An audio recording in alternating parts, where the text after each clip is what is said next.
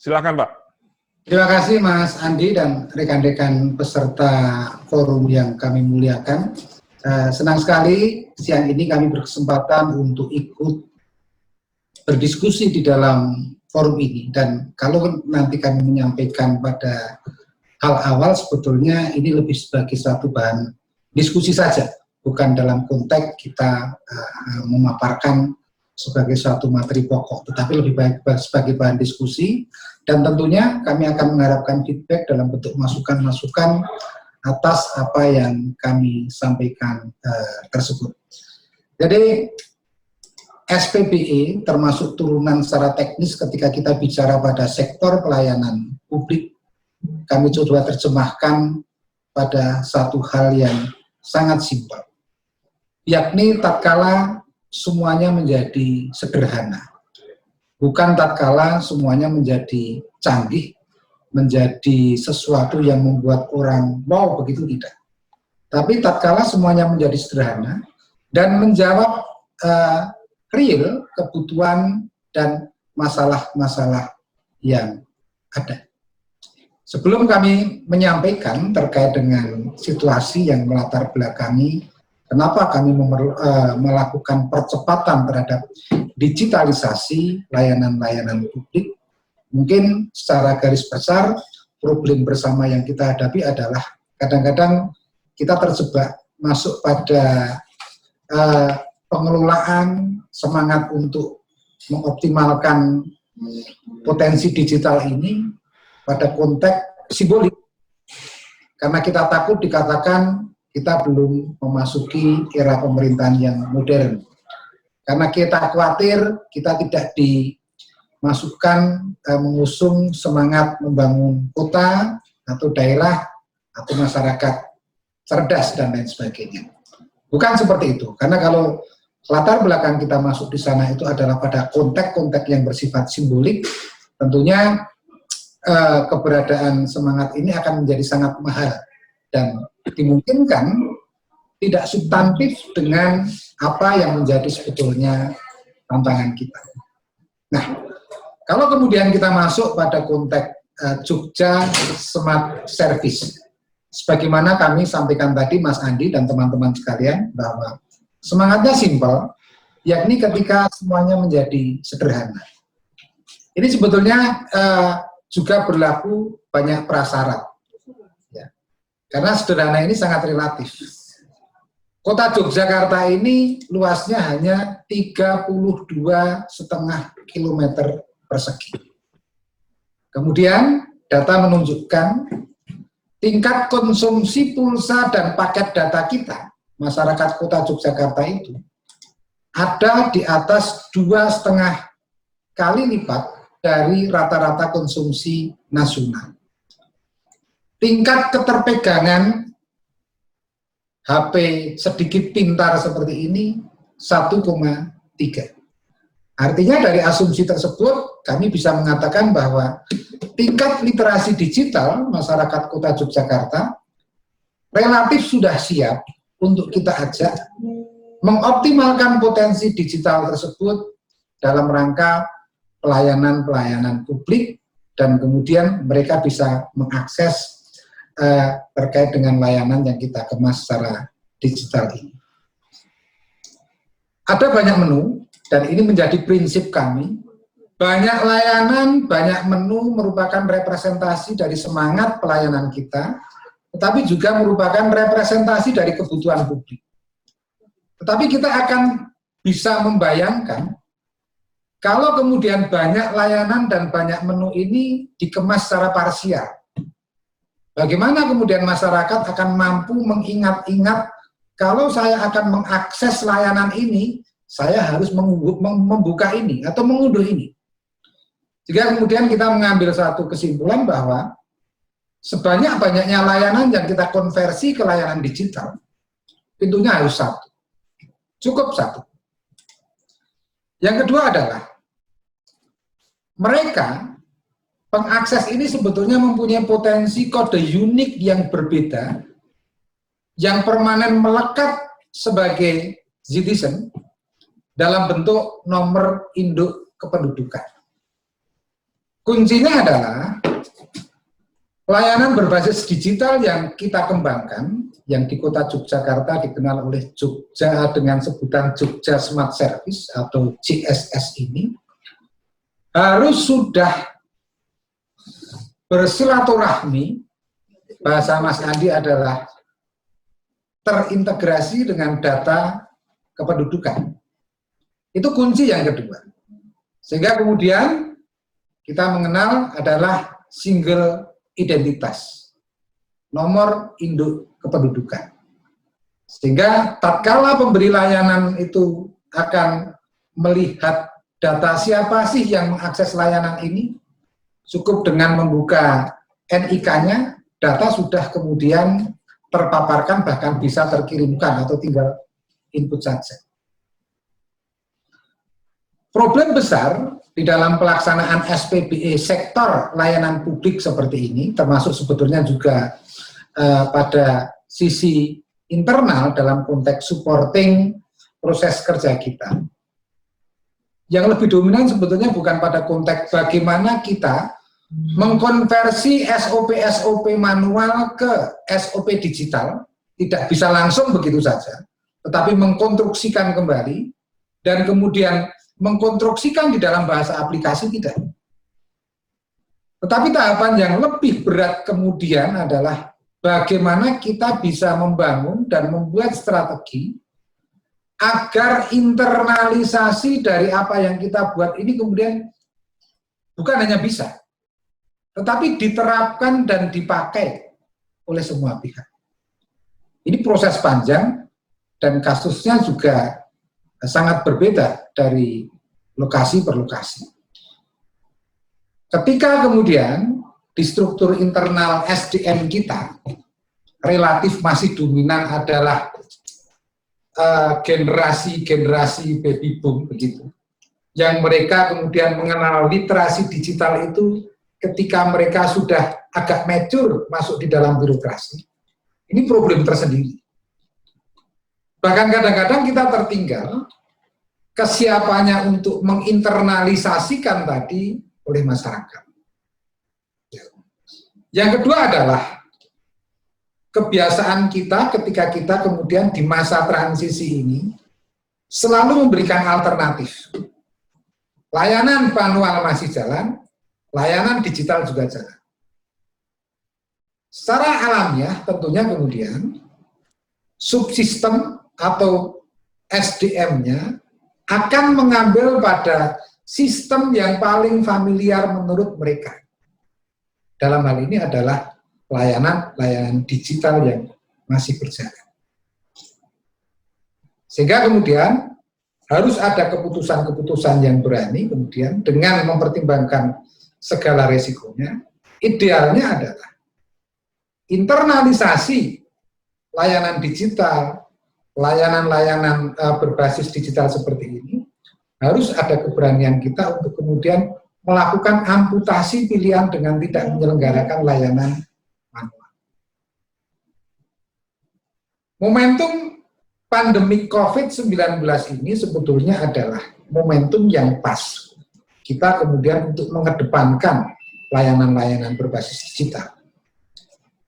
Salah satu produk di dalam JSS itu adalah layanan pendaftaran puskesmas, di mana masyarakat Kota Yogyakarta, mungkin sambil bisa dibuka gitu untuk menu layanan pendaftaran puskesmas, dari rumah bisa mendaftarkan ke puskesmas yang menjadi puskesmas rujukannya, kemudian menunggu di rumah, baru berangkat ke puskesmas ketika sudah ada notis, misalnya tinggal 3 urutan, sehingga kemudian di puskesmas tidak ada lagi ruang tunggu yang dikerumuni oleh banyak orang dalam situasi tidak sehat.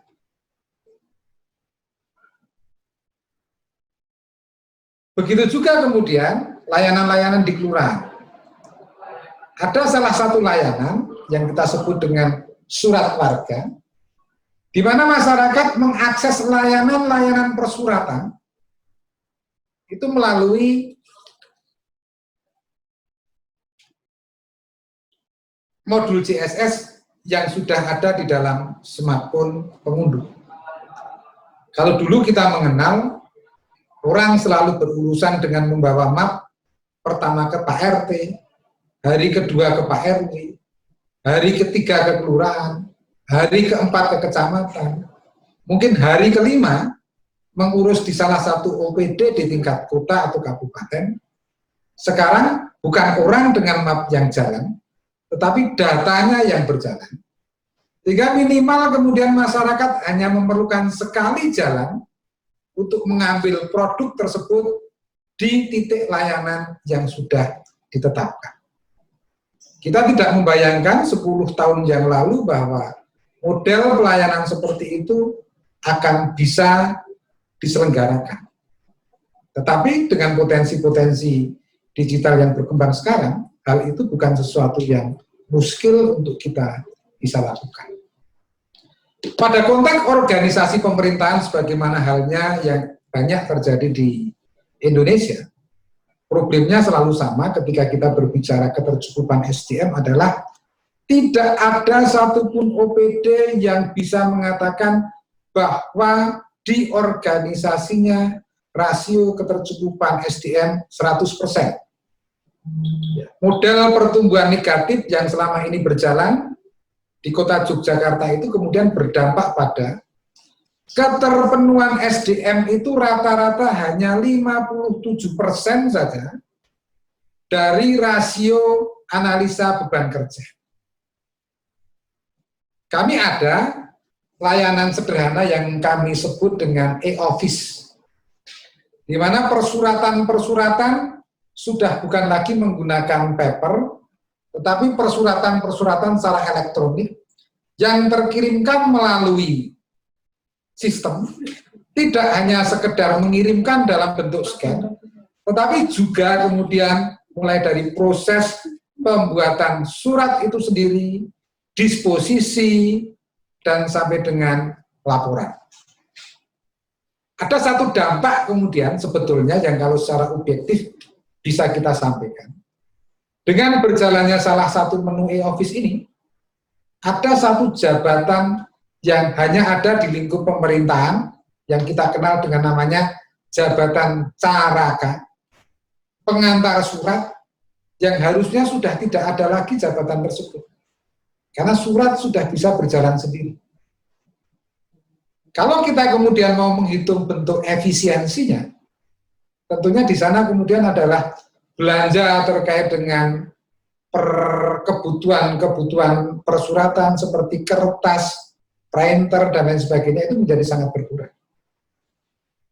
Kami menyebutnya itu upaya untuk membuat semuanya menjadi sederhana. Prinsip itu kemudian yang juga menjadi kerangka teknis teman-teman programmer. 90% dari aplikasi ataupun apapun itu di lingkup kota Yogyakarta ini tersentral di Dinas Kominfo, dan kami membuatnya sendiri karena kami lebih senang merekrut potensi-potensi lokal dari kota Yogyakarta sebagai programmer. Ada kurang lebih 20 programmer non-PNS yang kami rekrut. Kami upayakan kami untuk memberikan kontribusi yang sepadan dengan kualifikasi mereka juga, sehingga mereka nyaman dan mereka bisa optimal untuk mengembangkan berbagai kebutuhan aplikasi-aplikasi yang ada di kota Yogyakarta. Syarat pokok yang ketiga adalah ketersediaan infrastruktur. Kota Jogja yang luasnya hanya 32,5 km persegi itu mungkin hanya sepadan dengan salah satu kecamatan di salah satu kabupaten tetangga kita. Artinya, investasi untuk membangun infrastruktur mandiri bukan sesuatu yang bisa dikatakan terlalu mahal. Kami sudah memiliki jaringan FO sampai dengan kelurahan, puskesmas, dan layanan-layanan lain yang ada di lingkup pemerintah Kota Yogyakarta dan semua UPD yang ada di wilayah Kota Yogyakarta. Wajib bagi seluruh aparatur pemerintah Kota Yogyakarta yang jumlahnya sekitar 8.000, mereka mengunduh Jogja Smart Service karena mereka wajib menyampaikan aktivitas kinerjanya, memantau ketugasannya, baik melalui disposisi ataupun apapun, itu melalui Jogja Smart Service. Dan secara keseluruhan, memasuki tahun ketiga atau kedua ya Bu Suci ini kita? Tahun kedua ya? Tahun kedua sejak di launchingnya Jogja Smart Service ini, baru sekitar 57 sekian, mendekati 58.000 warga pengunduh Jogja Smart Service. Kami berharap nanti minimal dalam satu keluarga itu ada satu anggota keluarga yang mengunduh Jogja Smart Service. Sehingga keluarga tersebut tatkala membutuhkan layanan-layanan dari pemerintah Kota Yogyakarta, ada layanan kedaruratan, ada layanan sosial, ada juga mewadahi hak dan partisipasi mereka melakukan pelaporan warga ketika terjadi kerusakan, itu bisa secara langsung mereka bisa lakukan. Terakhir kami mengembangkan Jogja Smart Service ini dalam peruntukan memulai untuk membangun data besar skala Kota Yogyakarta. Data besar yang terintegrasi dari berbagai OPD, sehingga kemudian kita bisa berbicara pengambilan kebijakan itu benar-benar dengan basis data update, bukan dengan asumsi-asumsi. Itu kita mulai dengan kita mengintegrasikan berbagai data dan transaksi, seperti misalnya pembayaran retribusi di pasar-pasar tradisional. Kalau dulu kita mengenal laporan-laporan itu adalah versi mingguan, bulanan, triwulanan, semesteran, dan tahunan. Melalui aplikasi Jogja Go Open Data yang ada di dalam menu CSS ini, kita bisa kemudian melihat dinamik data capaian retribusi, PBB, ataupun pembayaran apapun itu dari setiap kali perubahan transaksi. Dan tidak perlu lagi meminta kepada OPD pengampu untuk menyajikan, karena ini adalah merupakan data terbuka. Berikutnya adalah, sesuai dengan kebijakan pemerintah pusat, percepatan pembayaran dengan pembayaran elektronik, ini juga menjadi agenda pengembangan CSS ini terkait dengan pembayaran-pembayaran yang paling cepat adalah berbagai retribusi, ataupun kemudian media-media pembayaran berbasiskan platform yang sudah ada. Saya kira itu Pak Andi sebagai pemantik diskusi siang ini. Tentunya kami berharap apa yang kami sampaikan, kami paparkan itu mendapatkan perkenan untuk dikritisi sehingga menjadi masukan-masukan bagi kita. Mungkin pada sesi berikutnya nanti Bu Suci bisa menyampaikan secara lebih detail lagi, dan kami akan mengikuti diskusi ini secara mobile Pak Andi, sambil kami melaksanakan kegiatan aktivitas di luar kantor yang tidak bisa kami tinggalkan. Terima kasih, ada kurang lebihnya kami mohon maaf. Waktu kami kembalikan kepada moderator. Selamat siang, Assalamualaikum warahmatullahi wabarakatuh. Waalaikumsalam warahmatullahi wabarakatuh. Terima kasih Pak Triastono. Sebuah opening yang tadi bisa dilihat oleh rekan-rekan semua, adanya Jogja Smart Service yang sudah diimplementasikan sekitar 2 atau 3 tahun yang lalu dan sudah dapat dinikmati oleh warga Jogja sampai saat ini. Baik, terima kasih. Kita akan mulai seperti topik yang kita sampaikan. Jadi tadi hanya sedikit perubahan schedule saja dan sangat relate dengan apa yang kita ingin sampaikan pada siang kali ini. Secara topik, judul kita seperti ini. Ya, jadi ini adalah sebuah SPBE series yang sudah 7 series kita sampaikan, dan pada hari ini kita bicara masalah layanan SPBE. Kalau kelihatannya sih dari bahasanya sih, gampang, layanan SPBE seperti itu, ada layanan administrasi pemerintahan, ada layanan publik. Tapi pada saat kita diminta untuk mendesain arsitektur layanan SPBE, bagaimana metodenya? Gitu ya. Jadi pada titik kali ini yang kita ingin sampaikan, output yang bisa kita dapatkan atau Bapak Ibu sekalian dapatkan, kita bisa garansi bahwa setelah sesi ini berakhir, Bapak bisa memahami atau bahkan memiliki sebuah prototipe arsitektur layanan SPBE. Sehingga dari 7 seriesnya Inixindo Jogja, pada siang kali ini kita sudah menyelesaikan 6 arsitektur komplit ya. Jadi walaupun Bapak ada yang tertinggal, Anda bisa melihat di YouTube channel kami, itu sudah sangat komplit dan bisa diwujudkan ke dalam sebuah baik itu dokumen Bapak ataupun bisa diimplementasikan secara langsung. Apa yang kita sampaikan pada kali ini tentu sangat tidak jauh atau tidak memiliki dasar yang sangat kuat yang ada dalam Perpres SPBE ya. Jadi kalau Bapak Ibu perhatikan di sini ada di pasal yang didefinisikan, layanan SPBE ada definisinya sendiri, jadi kita tidak membuat satu definisi sendiri, tapi semua apa yang ada di SPBE. Karena SPBE webinar series ini adalah membedah perpres dan implementasinya secara real di tempat Bapak Ibu sekalian. Itu konsepsi acara kita yang sudah sangat baik berjalan selama 7 series terakhir ini. Kemudian, kalau kita perhatikan, layanan SPBE secara definitif adalah keluaran yang dihasilkan oleh satu atau beberapa fungsi aplikasi SPBE yang memiliki nilai manfaat. Artinya apa? Di dalam sebuah layanan, di dalamnya ada yang namanya aplikasi pendukung. Jadi secara bungkusan, kita menamakannya sebagai layanan yang langsung dinikmati orang, tetapi di dalamnya adalah sebuah aplikasi. Dengan goal memiliki value atau nilai, atau manfaat. Nanti kita bahas. Layanan SPBE ada 2, layanan administrasi pemerintahan dan layanan publik. Kedua-duanya adalah berbasis elektronik. Jadi kalau tidak berbasis elektronik, tidak bisa menjadi layanan SPBE, sudah pasti itu. Jadi harus berbentuk elektronik atau digital tadi. Kemudian Bapak Ibu juga bisa melihat definisi di Perpres, layanan administrasi pemerintahan itu apa saja, sudah ada definisinya di sana. Ya.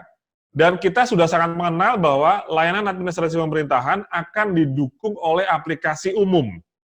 Sedangkan layanan publik itu sektor-sektor yang Bapak bisa lihat di dalam pasal dan ayat yang ada di Perpres SPBE, ada sektor pendidikan, pengajaran, pekerjaan, perbankan, pariwisata, itu nanti akan dibangun oleh aplikasi khusus. Ya, jadi Bapak sudah clear dari sini bahwa layanan adalah sesuatu yang dinikmati oleh pengguna, masyarakat, bisnis, ataupun pemerintah pusat, tapi di balik layanan itu ada yang namanya aplikasi.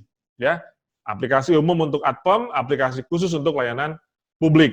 Tadi mungkin Pak Trihastono sudah menyampaikan sampel layanan publik, yaitu layanan yang dinikmati oleh masyarakat Kota Jogja, yang terintegrasi dalam satu portal yang namanya Jogja Smart Service. Gitu ya Pak ya. Ini definisi utama. Dari sini saya berharap bahwa Bapak Ibu memiliki suatu persepsi yang sama apa itu layanan. Berarti yang dinikmati adalah output and value. Di dalam layanan ada aplikasi. Apakah bisa kita bilang layanan adalah aplikasi? Ya, isinya adalah aplikasi. Tetapi kalau kita bicara layanan sendiri, itu adalah sebuah bungkusan yang dinikmati oleh pengguna. Ya. Kemudian ini adalah hal yang kedua. Tadi ada layanan sudah sangat clear di tempat Bapak Ibu sekalian. Yang kedua ada yang namanya manajemen layanan. Manajemen layanan. Kita lihat manajemen. Kalau ada kata-kata manajemen, tentu berorientasi kepada proses, siapa yang mengeksekusi, bagaimana mengevaluasi proses. Akan selalu seperti itu. Jadi kalau kita ngomong layanan, tentu basic ilmu yang kita pakai adalah plan, organize, actuating, controlling, ya. Itu udah pasti kalau kita ngomong manajemen. Tetapi kita perhatikan apa goalnya dari manajemen layanan. Kalau Bapak perhatikan di salah satu pasal yang ada, goalnya adalah bagaimana menjamin keberlangsungan layanan dan meningkatkan kualitas layanan. Jadi ada 2, berlangsung terus, nggak cuma tahun ini, tapi terus ada dan juga berkualitas. Nah, Bagaimana cara mewujudkan tujuan itu? Tentu kan yang namanya plan tadi sudah jelas, targetnya sudah jelas, berkelanjutan, kemudian berkualitas. Bagaimana cara mewujudkan goal tujuan tersebut? Nah, itulah yang namanya manajemen SWBE. Dalam Perpres disebut ada 3 proses, Pak, yaitu proses pelayanan pengguna SWBE, proses pengoperasian layanan SWBE, dan proses pengelolaan aplikasi SWBE. Ini yang akan kita bedah dengan sangat mudah, gitu ya, dengan sangat mudah. Ya, jadi endingnya nanti Bapak memahami itu layanan secara esensinya. Kemudian yang kedua adalah Bapak akan mendapatkan isi dari arsitektur layanan SWBE. Jadi di sesi terakhir nanti akan kita sampaikan hal tersebut. Sehingga Bapak sebetulnya dari seri 1 sampai 6, walaupun kita nanti akan ada perbaikan saat kita mendapatkan arsitektur dari pusat, tetapi kita sudah memiliki sebuah prototype. Pun nanti ada perubahan dari arsitektur dari pusat, ya tinggal kita adjust, dan kalau panduan kita sama-sama dari Perpres, tidak akan terjadi sesuatu yang sampai 50% berubah, kan kayaknya enggak juga. Karena acuan yang kita buat adalah sama-sama menggunakan Perpres SWBE. Kita perhatikan, kalau tadi Jogja sudah menunjukkan Jogja Smart Service. Apakah pengejawantahan layanan SWBE di tempat Bapak seperti ini? Ini kan banyak sekali kita temukan di mana-mana. Ada permenpannya sih memang. Yang kita sering kenal dengan MPP, gitu ya, Mall Pelayanan Publik. Kita lihat. Di sini yang kita dapatkan keterpaduannya adalah keterpaduan tempat, ya, keterpaduan tempat fisik. Satu tempat, satu fisik, ya. Di situ saja, tidak perlu pindah-pindah tempat, tapi di satu gedung kita bisa mendapatkan pilihan-pilihan layanan. Gitu ya. Ini apakah bentuk ending dari sebuah layanan SWBE yang kita bahas tadi? Ya. Apakah ini yang dimaui sama SWBE? Ya. Tidak ada yang salah, gitu ya. Apakah yang seperti ini? Apakah kita akan memiliki yang namanya MPP virtual? Yang mana kalau kita melihat MPP virtual, apa yang kita dapat yaitu cepat, mudah, murah, kapan saja dan di mana saja, ya. Dan Bapak bisa memperhatikan di sana bahwa ada esensinya, yaitu bukan hanya satu tempat secara fisik di mana layanan itu didapat, tetapi juga ada yang namanya integrasi data dan proses tanpa tatap muka. Di seri-seri kami yang sebelumnya, di seri-seri yang sudah sebelumnya, kita sangat paham benar bahwa rohnya SWBE adalah integrasi data dan proses. Gitu ya Pak ya? Jadi apakah ini sebagai wujud output, keluaran, apakah MPP merupakan keluaran? Jawabannya nanti akan ada di sesi terakhir. Bapak bisa menyimpulkan sendiri, gitu ya. Jadi bagaimana Bapak mensikapi semakin banyaknya MPP-MPP yang dibangun dalam bentuk gedung, gitu ya, dalam bentuk fisik gedung yang begitu banyak dan megah mungkin, gitu ya. Tidak ada yang salah mungkin di sana, tetapi esensi SWBE-nya juga tidak hilang, bahwa kita tidak mengintegrasikan dalam satuan fisik tempat, tapi esensi SWBE adalah mengintegrasikan data dan proses. Sehingga accessibility tadi, seperti yang punya Jogja Smart Service tadi, ya kita bisa mendapatkan layanan tidak perlu datang ke gedung itu. Saya dari rumah sambil terbahan, saya bisa mendapatkan layanan itu. Kan gitu, Pak. Cepat, mudah, murah, kapan saja, dan di mana saja. Oke, saya tidak membahas MPP virtual ataupun MPP gedung, gitu ya. Pada sesi kali ini tidak. Nanti Bapak bisa menyimpulkan sendiri finalnya seperti apa yang dimaui sama layanan SWBE yang ada di Perpres. Karena apa yang kami sampaikan tidak bakal lari dari apa yang diamanatkan di Perpres SWBE. Kita kembali ke topik kita, yang namanya layanan. Apa yang Bapak bayangkan terhadap sebuah layanan? Apa Pak yang kira-kira Bapak Ibu bayangkan sebuah layanan? Oh, layanannya jelek nih, layanannya bagus nih. Bapak sangat sederhana, Bapak datang ke restoran, terus tiba-tiba selamat, kalau kita ke restoran Sunda gitu ya, ada saya nggak bisa bahasa Sunda masalahnya, ada sambutan bahasa Sundanya. Kalau kita datang ke restoran Jepang, ya kita ada sambutan bahasa Jepang. Wih, layanannya bagus nih, gitu. Atau kadang kalau kita ke restoran yang dicek pertama kali kan toiletnya ya. Kalau toiletnya bagus nih, restoran bagus nih, gitu ya biasanya. Nah, kita kan sering menjudge sebuah, layanannya bagus, layanannya jelek nih, gitu ya. Apapun itu ya, dimanapun kita sering mendapatkan. Di puskesmas nih, wah layanannya jelek banget nih, tempatnya kotor, misalkan, antriannya panjang, dokternya judes, wah jelek nih layanannya. Kadang kita menjudge seperti itu. Atau Bapak berlangganan terhadap suatu provider, mau XL, Telkomsel, Indosat, Smartfren, ataupun apa. Pada saat Anda menelpon ke dalam call center, selamat siang Mbak, ini kok saya nggak bisa kontak ya? Oh, mohon maaf Pak, Bapak sedang ada di mana ya lokasinya? Sebentar ya Pak, ya saya bantu segera. Nah, sebagai, oh bagus nih layanannya karena ramah, gitu ya Pak ya. Saya pikir banyak sekali persepsi-persepsi tentang apa yang namanya layanan. Kalau kita ngomong layanan ya, sebelum nanti ditempelin, ada layanan restoran, ada layanan SPBE, ada layanan yang lain-lain gitu ya Pak ya. Tapi saya pikir semua akan sama persepsinya, semua akan happy, semua akan senang gitu ya, minimal adem dulu lah gitu ya. Saat kita datang ke sebuah layanan, baik itu secara virtual maupun secara fisik, apapun itu, saat ada greeting gitu ya, ada ucapan itu, kita sebagai orang timur, orang Indonesia, itu akan sudah mengatakan, wih bagus nih, kita di-greetingin, at least lewat telepon ataupun apa, kalau kita pengen mendapat suatu layanan, atau Bapak datang ke sebuah kantor yang ada resepsionisnya, maka akan enak kita dapatkan saat bilang, selamat siang, ada yang bisa kami bantu Pak? Apalagi mbak-mbaknya ramah, cantik gitu ya, akan lebih memudahkan kita untuk berinteraksi, mendapatkan layanan yang, wah kayaknya keren nih, kayak gitu ya. Jadi, profesional nih, bagus nih. Nah, ini saya pikir sebuah paradigma yang sangat mudah, bagaimana kita mendefinisikan layanan itu sebagai sesuatu yang akan dinikmati atau memuaskan oleh penggunanya. Karena layanan yang paling menjadi ending, tadi Pak Triastono sampaikan, bagaimana menjadi sederhana tadi. Sederhana buat siapa? Bukan buat kita sebagai provider layanan, tapi sederhana bagi pengguna layanan. Tapi greeting akan sangat penting sekali. Kalau Anda masuk ke sesuatu gedung atau ke sebuah portal virtual, greeting akan sangat membuat Anda menjadi lebih cair, lebih adem, lebih santai untuk bisa ngedapetin apa yang Anda inginkan di dalam layanan tersebut. So, apa Pak goal sebuah layanan?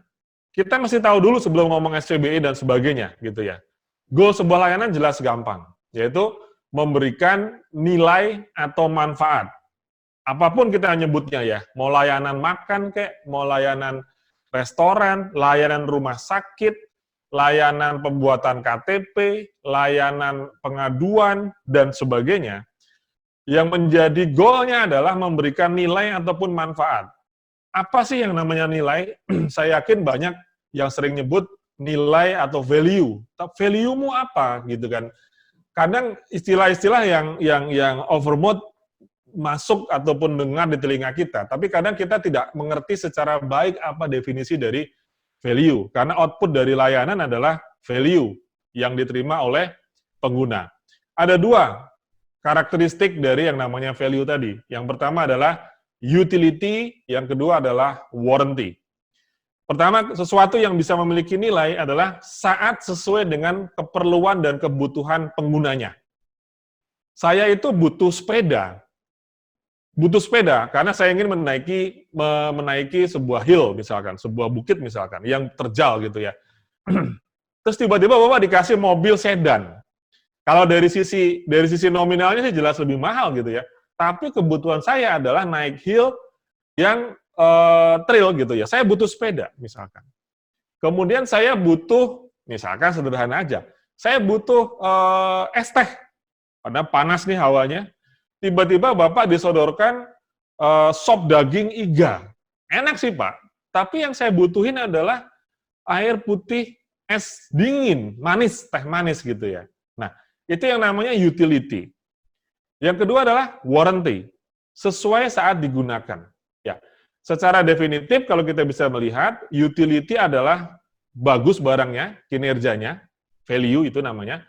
Kemudian mengurangi keterbatasan, gitu ya. Jadi tidak terlalu banyak, oh nggak boleh, tapi nggak boleh gini ya Pak ya, tapi nggak boleh gitu ya. Tapi bisanya cuma jam 10 aja Pak. Kalau udah jam 11 kita udah nggak bisa Pak. Nah, kalau malam udah nggak bisa Pak, kami sudah tutup jam 2. Besok lagi ya Pak ya. Itu adalah sebuah keterbatasan. Ya. Kemudian kinerja itu masalah cepat, murah, dan mudah tadi. Kalau warranty adalah ada saat diperlukan. Jadi ada dua perspektif ya Pak ya, yaitu memiliki performance sesuai kebutuhan, yang kedua adalah ada saat diperlukan. Ada saat diperlukan. Ya. Contoh misalkan, saya punya mobil saya keren gitu, yang bagus mobilnya misalkan, bisa nggak dipakai untuk ngangkut keluarga berlima? Bisa, sesuai keperluan kita berlima, kita mau piknik ya, satu keluarga piknik. Berarti dari aspek utility-nya mobil itu bagus. Tapi pas mau dipakai, mogok Pak.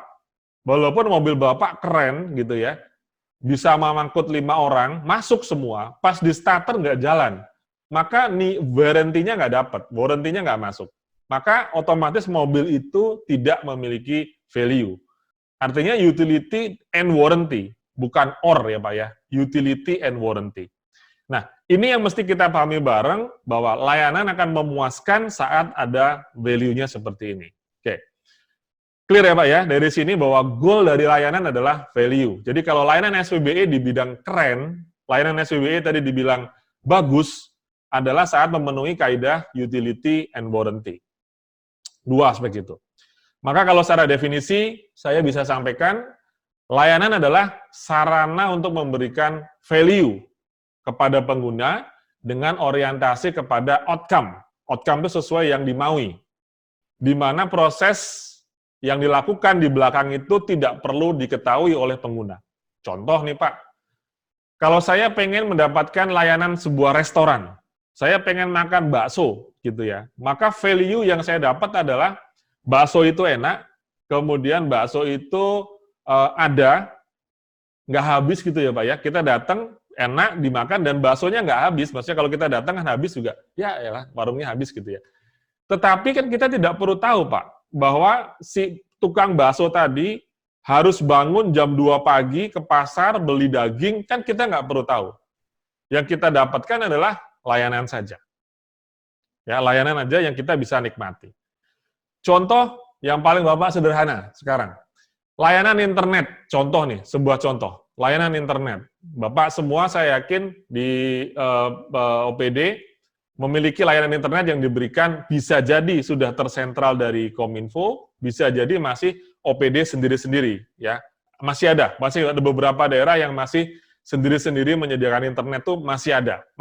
Di level provinsi ada, di level kabupaten kota juga masih ada. Kita cek aja Pak, seberapa internet layanan Bapak bervalue kepada Bapak, sederhana. Kita lihat, ukurannya kan macam-macam Pak. Bapak internet butuhnya buat apa? Macam-macam. Si Bapak ini berkebutuhan untuk mengakses aplikasi tertentu. Si Bapak ini berkebutuhan untuk YouTube nggak muter-muter.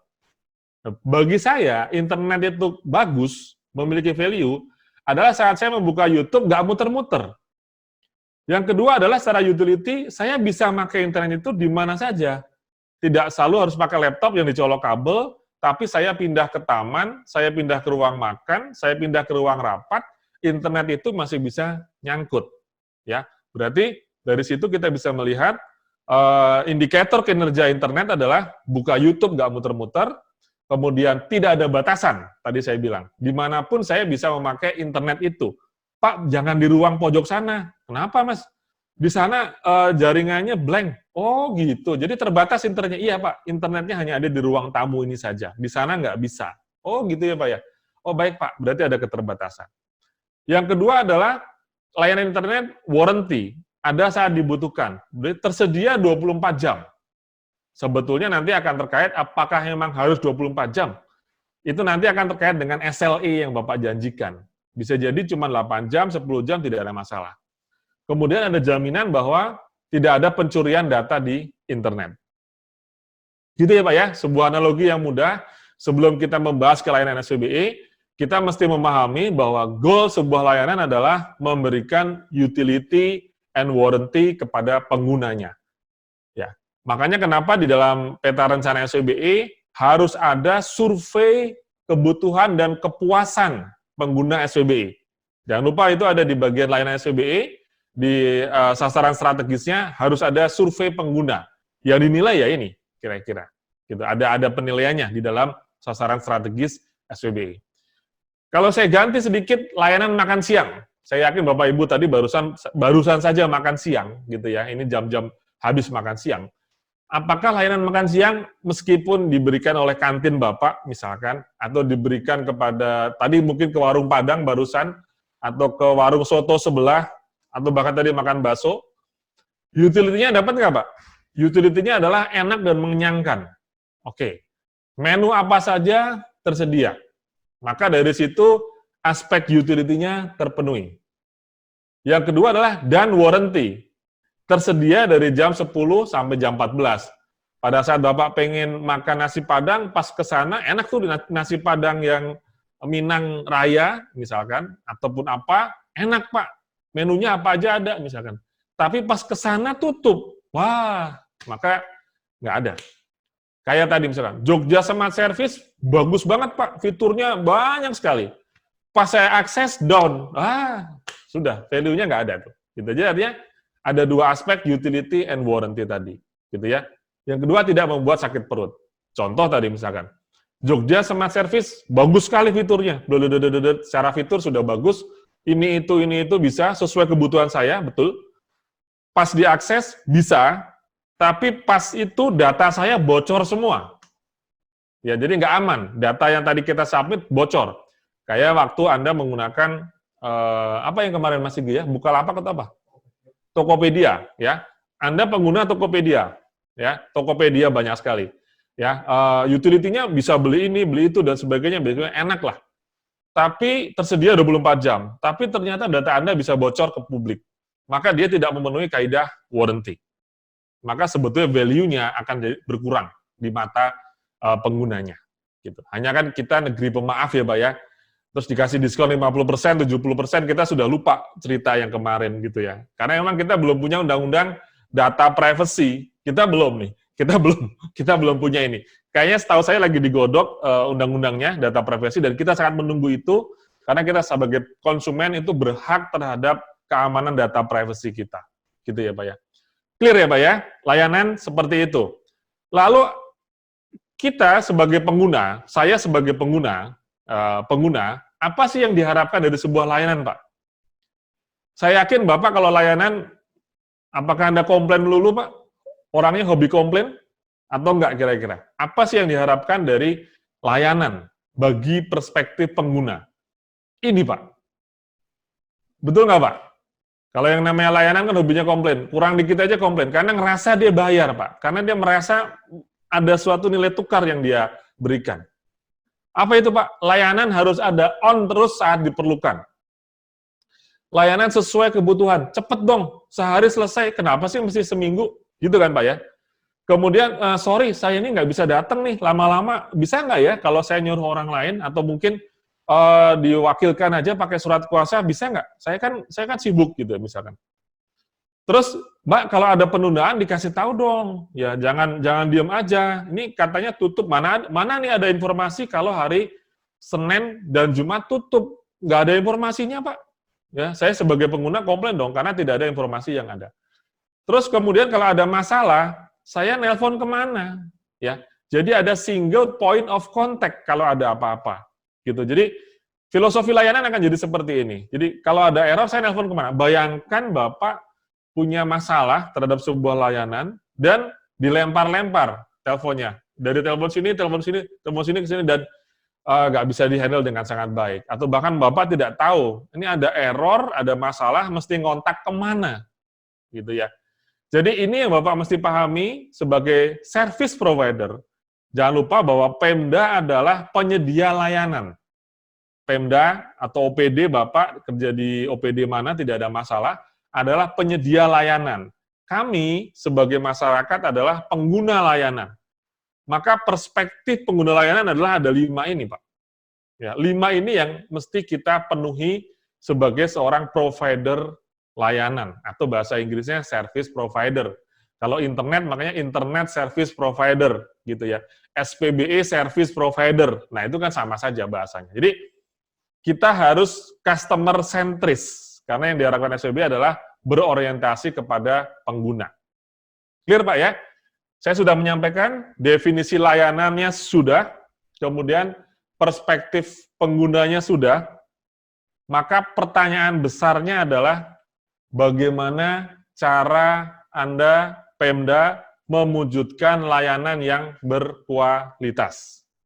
Ya, berlayanan kualitas.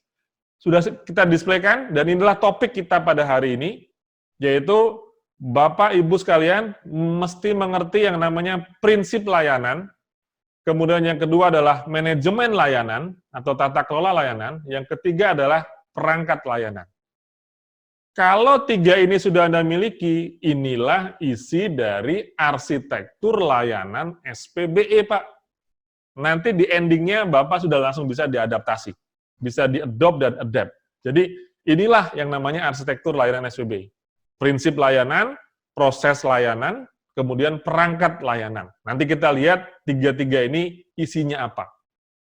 Clear ya Pak ya? Jadi bagaimana mewujudkan layanan berkualitas, ada 3 tahap, yaitu implementasi terhadap prinsip layanan, memiliki manajemen layanan, kemudian mengimplementasikan perangkat-perangkat layanan. Apa saja? 3 itu kalau Bapak rangkai, itulah isi arsitektur layanan SPBE. Gitu ya Pak ya? Sehingga dari sisi yang ini, Inixindo Jogja dalam series 7-nya ini sudah menyampaikan seluruh arsitektur SPBE, dari mulai bisnis, data, layanan, infrastruktur, aplikasi, keamanan. Sebetulnya Bapak Ibu sekalian, kalau ingin memahami arsitektur, karena sudah menjadi pokok ya Pak ya, dalam tata kelola SPBE, Bapak lihat saja di seriesnya YouTube kami, itu sudah mengcover ke 6-6-nya. Hari ini, kita akan cerita ini. Kita akan cerita arsitektur layanan. Tentu dibungkus dalam 3 aspek tadi. Ada prinsip layanan, ada manajemen layanan, kemudian ada perangkat layanan. Clear, Bapak Ibu sekalian? Jadi, apa yang kita sampaikan hari ini merupakan sebuah konklusi dari 6 arsitektur SPBE yang Bapak sudah ketahui sebelumnya. Dari 5 plus 1, yang terakhir adalah layanan. Layanan sengaja saya taruh di bagian terakhir, supaya inilah yang dinikmati oleh pengguna, gitu loh Pak. Kalau kita ngomong bisnis, arsitektur, itu urusan dalam, Pak. Arsitektur data itu urusan dalam. Arsitektur infrastruktur itu dalam. Aplikasi itu dalam, keamanan dalam. Yang dinikmati oleh pengguna, dia nggak perlu tahu di belakang itu semua, tapi yang penting layananmu kayak gimana. Itu aja kan Pak ya, karena endingnya adalah bagaimana layanan diberikan oleh pemerintah daerah tadi. Maka layanan saya bawakan di sesi yang terakhir dari arsitektur SPBE. Oke, kita lanjutkan. Nomor 1, prinsip layanan. Prinsip layanan. Ini bisa langsung Bapak terjemahkan dengan sangat mudah, gitu ya. Prinsip layanan, Pak. Nanti bisa diimplementasikan ke SPBE, nanti runtutnya di ending sesi kita akan menggambarkan arsitektur layanan SPBE. Pernah ada yang dengar namanya prinsip layanan itu seperti apa? Ya, prinsip layanan yang Bapak bisa bangun namanya Rater model. Yaitu reliability, assurance, tangibles, empathy, responsiveness. Itu adalah prinsip layanan, Pak. Jadi ada 5 kalau Anda mengimplementasikan prinsip layanan. Prinsip itu kan hal yang paling puncak, Pak. Ya, di atas semua, di atas kebijakan, di atas SOP, di atas instruksi kerja, maka basicnya adalah, filosofinya adalah yang namanya prinsip. Ya, jadi Anda harus memahami yang namanya prinsip layanan dengan Rater. R-nya apa Pak kira-kira atau Ibu? Ini Pak, reliability, yaitu kehandalan untuk bisa mendelivery layanan Pak, ya sesuai dengan janji, ya kemampuan untuk memberikan layanan yang dapat dipercaya, diandalkan, dan dapat dipertanggungjawabkan, ya di mana akan sesuai dengan janji yang diberikan. Mungkin di rekan-rekan Pemda ada yang namanya maklumat pelayanan, ada. Saya pikir macam-macam berbeda, tapi dalam bahasa layanan kita akan mengenal yang namanya SLA. Maka yang di dalam reliability, apa yang Bapak harus tampilkan tadi? Daftar layanan. Daftar layanan. Ini akan masuk dalam perangkat. Yang kedua adalah SLA-nya, ya, Service Level Agreement atau maklumat layanan atau janji layanan. Ya, nanti kayak apa Pak SLA-nya? Ada di sesi ini, nanti kita akan jelaskan secara sangat implementatif bagaimana Anda mendesain sebuah SLA untuk sebuah layanan. Ada acuannya, ada referensinya. Tapi yang nomor satu, kalau Anda ingin memiliki sebuah layanan, pertama kali adalah daftar layanan dulu dong sama SLA-nya. Contoh, kalau Bapak makan ke restoran, ada menunya nggak, Pak? Menunya ada kan? Ada namanya menu, kalau kita ke tukang bakso, ya ada menu bakso di sana, tapi kalau kita ke restoran tertentu, banyak menu, ada western, ada makanan barat, makanan Asia, gitu ya, dan sebagainya, gitu ya. Ada daftarnya, jadi daftar layanan itu di sebelah menunya. Kemudian di sebelah kanan menu itu biasanya kita ada harganya, Pak. Harganya, ya Pak ya, ada harganya. Harga itu adalah kelayakan yang kita mau dapat. Bayangin Pak, kalau kita beli bakso misalkan ya, harganya cuma 2.000 perak, mungkin zaman kita tahun berapa gitu ya. Anda mengharapkan sesuatu yang mahal gitu ya, sesuatu yang enak gitu kan. Kayaknya kan nggak mungkin ya Pak ya. Jadi kalau orang Jawa itu ada honor rego, honor rupo gitu. Emang kalau ada harga ya ada rasa gitu ya. Ya itu udah jelas gitu ya. Nah, di situ ada janji. Mungkin kalau dalam sebuah menu itu harga itu adalah SLA-nya. Oh, harganya kami segini, maka fasilitas yang Bapak akan dapat, ruangannya ber-AC, dingin, saya yakinkan dingin. Yang kedua adalah baksonya besar-besar, yang ketiga adalah kaldunya banyak, kemudian begini-begini. Ada SLA-nya. Jadi, R yang pertama dalam konteks reliability adalah si service provider atau Pemda tadi harus memiliki yang namanya daftar layanan. Yang tadi kita kalau di SPBE ada dua, yaitu layanan administrasi pemerintahan dan administrasi publik. Nanti kita bahas, Pak. Sangat enak di sini, dan linknya ke Smart City ada di mana. SPBE sama Smart City itu sangat-sangat nyambung sekali. Kalau Bapak memahami bagaimana menyambungkannya, gitu ya. Itu di bagian R yang pertama kali. Ya, ada daftar, ya bayangin Pak, kalau Bapak masuk ke restoran nggak ada menunya. Ini warung atau apa ya? Kok nggak ada menunya, nggak ada harganya, nggak ada apanya. Betul kan Pak ya, Bapak akan ragu. Saat Bapak masuk ke sebuah portal Pemda, ini layanannya apa ya? Kok isinya berita semua? Berita ini melayani atau cuma mau baca koran ya? Kira-kira gitu ya. Kalau kita datang ke restoran kan, umumnya harus ada daftar menu. Yaitulah namanya daftar layanan kita.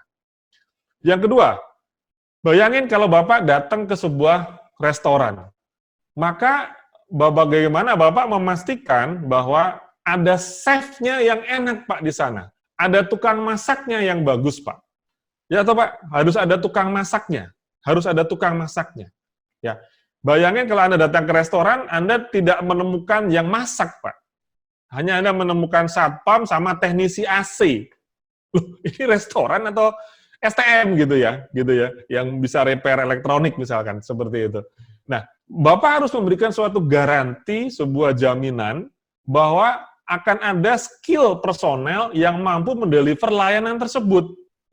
Kalau Bapak tadi disampaikan di Jogja, ada berapa tadi? 20 programmer yang outsourcing, ataupun karena kita masih punya moratorium ya untuk merekrut pegawai negeri, yang hanya sampai hari ini kan pendidikan dan kesehatan ya, yang bisa kita rekrut. Tetapi kalau Bapak ingin mendeliver layanan SPBE, tapi tidak ada orang yang kompeten secara teknis untuk handle SPBE, kan ya lucu Pak. Sama seperti Anda membuka restoran, nggak ada chef-nya. Aneh Pak. Anda datang ke Inixindo Jogja, nggak ada instrukturnya, ini lembaga pelatihan atau apa? Ya, Anda datang ke Inixindo Jogja, nggak ada konsultan yang expert misalkan, ini lembaga pelatihan atau apa? Gitu kan. Pada saat Anda datang ke sebuah restoran, maka harus ada orang yang bisa masak dong Pak. Saat saya mendapatkan layanan SPBE, maka saya yakin ada kompetensi teknis yang menghandle layanan SPBE tersebut. Kalau enggak, ini restoran atau apa ya, gitu kan. Jadi, assurance di sini adalah ada trust and confidence dari kami pengguna bahwa Anda ataupun Pemda mampu mendeliver layanan itu dengan sangat baik, gitu ya. Trust. Ini saya nginput nama, alamat, nik, tanggal lahir, engko bocor. Nah, gimana coba? Ini aman nggak ya saya masukin nomor, bayangin Pak, kombinasi antara nomor KTP, tanggal lahir, ibu kandung, wah selesai itu Pak. Bank bisa bobol itu. Minimal gitu ya Pak ya. Nah, bagaimana kita memiliki suatu jaminan itu? Maka kita memiliki yang namanya assurance. Nah, itulah kenapa kita membutuhkan kompetensi SDM teknis SPBE. Nah, ini sampel yang sudah kita desain dan sudah kita sampaikan di minggu yang lalu. tentang skema apa sih SDM yang dibutuhkan oleh SWBE untuk implementasi SWBE. Di situ ada 3 kelompok, bagian tata kelolanya, layanannya, kemudian TIK-nya. Oke. Itu nomor 2, assurance. Yang ketiga, Pak, tangibles, Pak. Pak, bayangin Bapak masuk restoran, nggak ada kursinya, nggak ada mejanya, ataupun kalau lesehan kan nggak ada apa ya, Pak ya? Ada tikernya gitu, jadi mengelos gitu aja, Pak. Bapak akan bayangin, ini musola apa restoran ya, gitu ya. Nggak ada bentuk fisik yang bisa mewujudkan bahwa Anda siap dilayani gitu loh, Pak.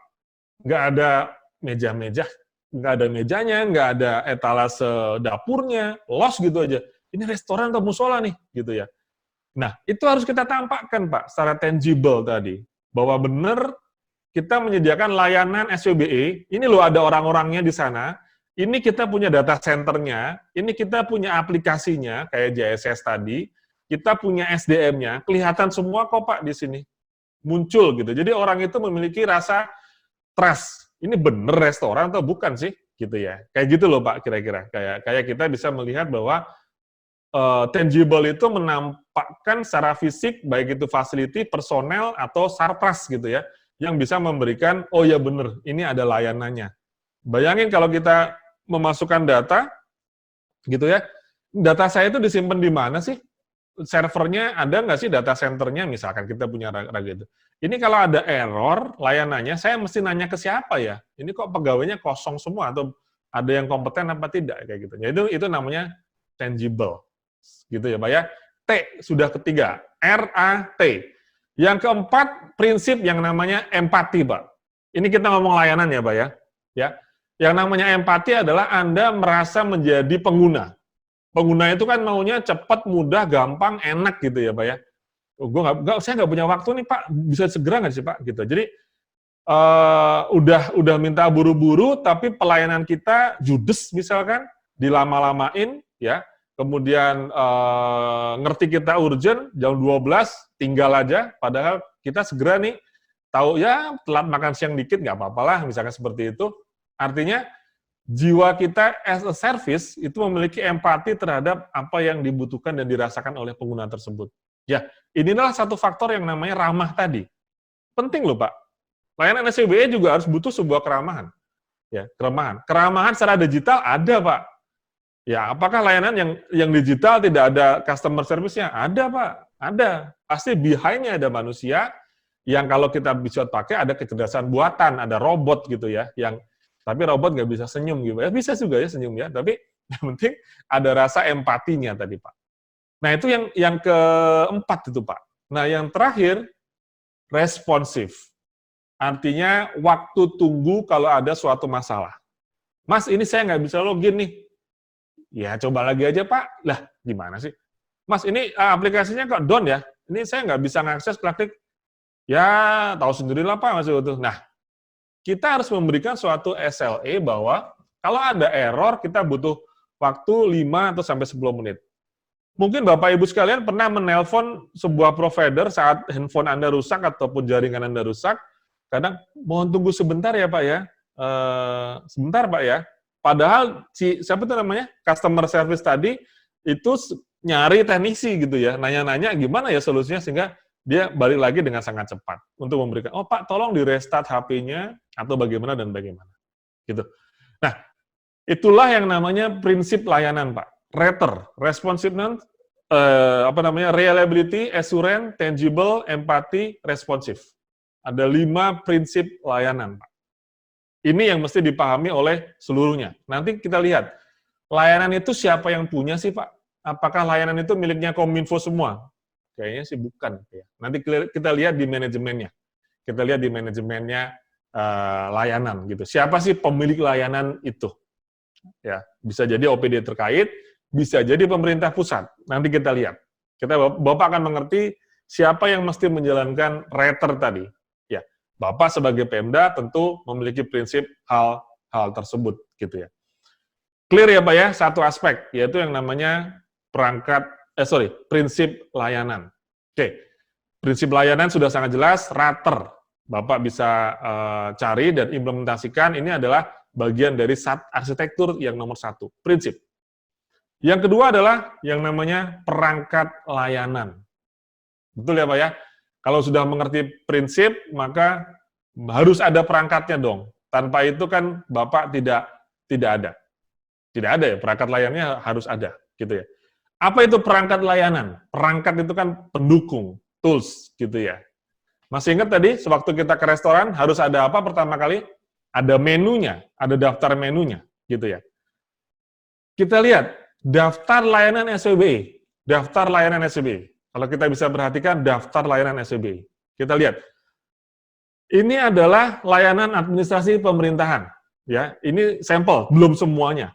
Yaitu ada layanan terpadu, perencanaan, penganggaran, pengadaan, dan monitor evaluasi, layanan sakip-lakip, layanan kepegawaian, layanan kearsipan, layanan akuntabilitas kinerja, ada layanan pengaduan publik.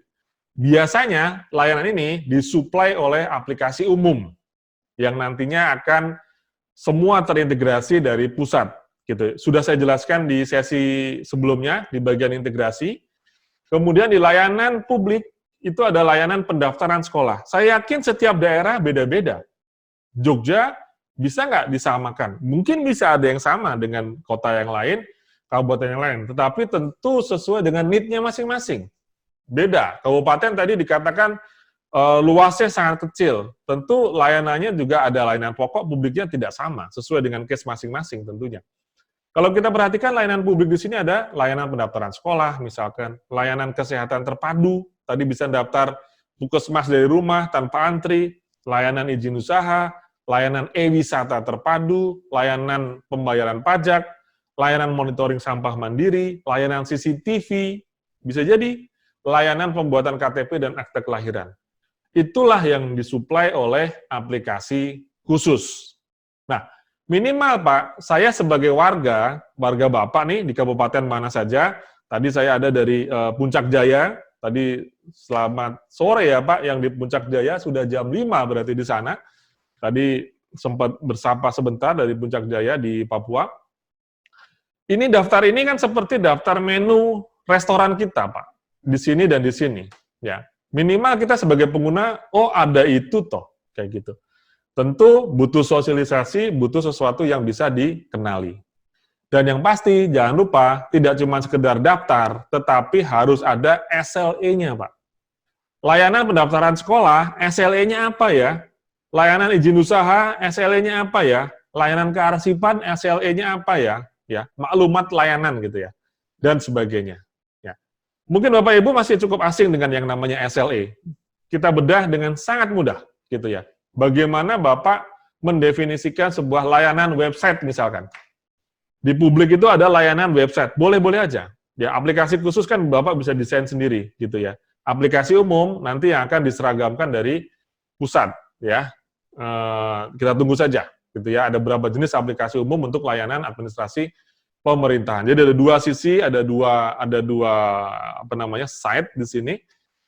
Masalahnya setelah memiliki daftar layanan, Bapak harus memiliki SLE. Apa itu SLE, Pak? Ya ini aja kerangkanya. Ya, SLE adalah ada jenis layanannya, ada deskripsi layanan, ada cakupan layanan, ada waktu layanan, ada ketersediaan layanan, ada kehadiran layanan, ada kinerja layanan. Ini adalah isi dari SLE. Atau mungkin kalau Bapak sudah memiliki di maklumat pelayanan, ini bisa dibuat. Ya, mungkin tinggal di mapping disamakan saja. Kalau kita bicara masalah kualitas layanan atau service level agreement tadi. Definisinya akan jadi seperti ini, ya. Jenis layanan merupakan kategori layanan yang dikelola. Gitu ya, Pak ya. Kemudian definisi layanan merupakan deskripsi singkat tentang jenis layanan. Cakupan adalah hal apa saja yang dilayani dan hal yang tidak dilayani. Harus clear loh, Pak. Saya melayani A, B, C, yang ini enggak, supaya nggak dituntut gitu ya. Artinya, pada saat meminta sesuatu, memang nggak ada cakupan itu. Kemudian waktu layanan, jam berapa sampai jam berapa. Ketersediaan layanan, ya artinya ada gangguan prosentase di mana layanan harus dalam kondisi ada di waktu pelayanannya. Handal itu adalah seberapa sering bakal gagal. Misalkan nggak bisa diakses, ya. Kemudian tiba-tiba down, tiba-tiba nggak bisa login. Nah, itu seberapa frekuensinya. Itu namanya handal, itu adalah frekuensi kegagalan proses secara teknis. Nah, kalau kinerja tentu adalah tolok ukur ataupun target yang ingin diberikan dalam sebuah layanan tadi. Saya kasih contoh sebuah layanan website. Pasti Bapak, saya yakin hampir semua Pemda memiliki layanan website. Tetapi apakah sudah memiliki SLA-nya, Pak, layanan website tersebut? Ya, layanan website. Saya contohkan beberapa hal di sini. Ya, ini adalah sebuah SLA. Contoh sebuah SLA, Pak. Contoh sebuah SLA. Contoh ya, saya contohkan. Jenis layanan adalah layanan website, ya, aplikasi layanan publik. Definisinya adalah menyediakan layanan website publik seperti ini. Cakupan, ketersediaan, keamanan, infrastruktur. Layanan tidak tercakup, dia nggak ngurusin kontennya. Kelambatan karena koneksi internet yang digunakan. Jadi kalau ada lambat gara-gara klien, bukan urusan kita dong, Pak, gitu ya. Urusan Anda sendiri. Siapa tahu kuota Anda habis, terus komplain sama kita. Saya nggak bisa akses website Bapak. Kenapa? Kuota saya habis. Ya bukan urusan saya, gitu kan. Kira-kira seperti itu. Layanannya 24 jam, kemudian ketersediaannya 99,86%. Berarti dalam 1 tahun itu hanya sekitar 1 jam, ya, tidak lebih dari 1 jam per bulan dia down, misalkan, dikalkulasi. Handal, setahun tidak lebih dari 1 kali insiden pelanggaran CIA, Confidentiality, Integrity, Availability. Jadi mungkin belum tentu dalam setahun kena hack gitu ya. Itu namanya handal. Belum tentu setahun kena hack. Kemudian kinerja, kalau saya membuka website Bapak, paling lama itu 10 detik. Jadi kalau saya buka http www.apakap.go.id atau tadi Jogja Smart Service jalan gitu ya, paling lama adalah 10 detik gitu ya. Nah, sehingga kita bisa bilang kinerjanya bagus apa tidak, ya ada ukurannya di sini. Masalah Bapak men-state 10 detik atau tidak, atau 20 detik, itu terserah Bapak, gitu ya. Dalam artian, tentu ada suatu benchmark berapa nilainya. 10 detik itu sudah sesuai acuan internasional sebetulnya, Pak. Jadi, ternyata kalau orang itu membuka website, itu paling lama toleransinya itu 10 detik. Gitu. Jadi, kalau dia sudah lewat dari 10 detik, biasanya dia sudah menggerutu. Kebanyakan, itu bukan saya loh, Gartner yang bilang ada suatu survei yang mengatakan seperti itu. Clear ya Pak ya? Ini sebuah perangkat layanan. Yang pertama ada daftar layanan, yang kedua adalah ada SLA layanan. Jadi memang harus satu-satu memiliki SLA layanan. Itu yang pertama, perangkat yang pertama. Perangkat yang kedua adalah Bapak memiliki yang namanya call center layanan. Call center layanan. Ya, tadi Bapak sudah punya prinsip reliability, assurance, tangible, empathy, responsiveness, ya, itu secara prinsip. Yang dua perangkatnya adalah Bapak memiliki namanya call center layanan. Goalnya apa sih Pak? Atau bahasanya adalah service desk, gitu ya. Intinya cuma satu, Bapak atau kami sebagai pengguna memiliki single point of contact. Jadi kalau mau ngontak bisa nontek 911, bisa lewat chat WA, bisa lewat aplikasi, bisa lewat telepon, terserah, tidak ada masalah. Tetapi apakah hanya sekedar itu? Tidak Pak. Service desk atau call center memiliki dua aspek. Di aspek pengguna namanya single point of contact, jadi saya sebagai pengguna memiliki satu kontak kalau ada masalah. Yang kedua adalah Bapak sebagai provider layanan bisa mencatat semua masukan, keluhan, gangguan, masalah, sehingga bisa di-improve di kemudian hari. Ya, di-improve di kemudian hari.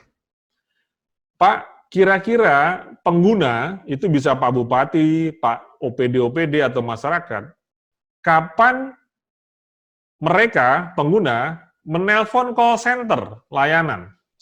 Kapan Bapak menelpon call center XL, call center Telkomsel? Kapan Bapak menelpon call center kereta api? Atau call center pesawat misalkan? Kapan Pak? Satu, saat Bapak kena masalah. Itu jelas, ada insiden, ada masalah. Itu Bapak akan nelpon, dan clear nelponnya kemana. Yang kedua adalah, janjinya nggak dipenuhi, SLA-nya. Mas, ini katanya saya tuh langganan internet 10 Mbps ya. Ini kenapa baru 8 aja udah mentok nih Mas. Ini nggak sesuai dengan janjinya nih. Nah, itu SLA tidak dipenuhi.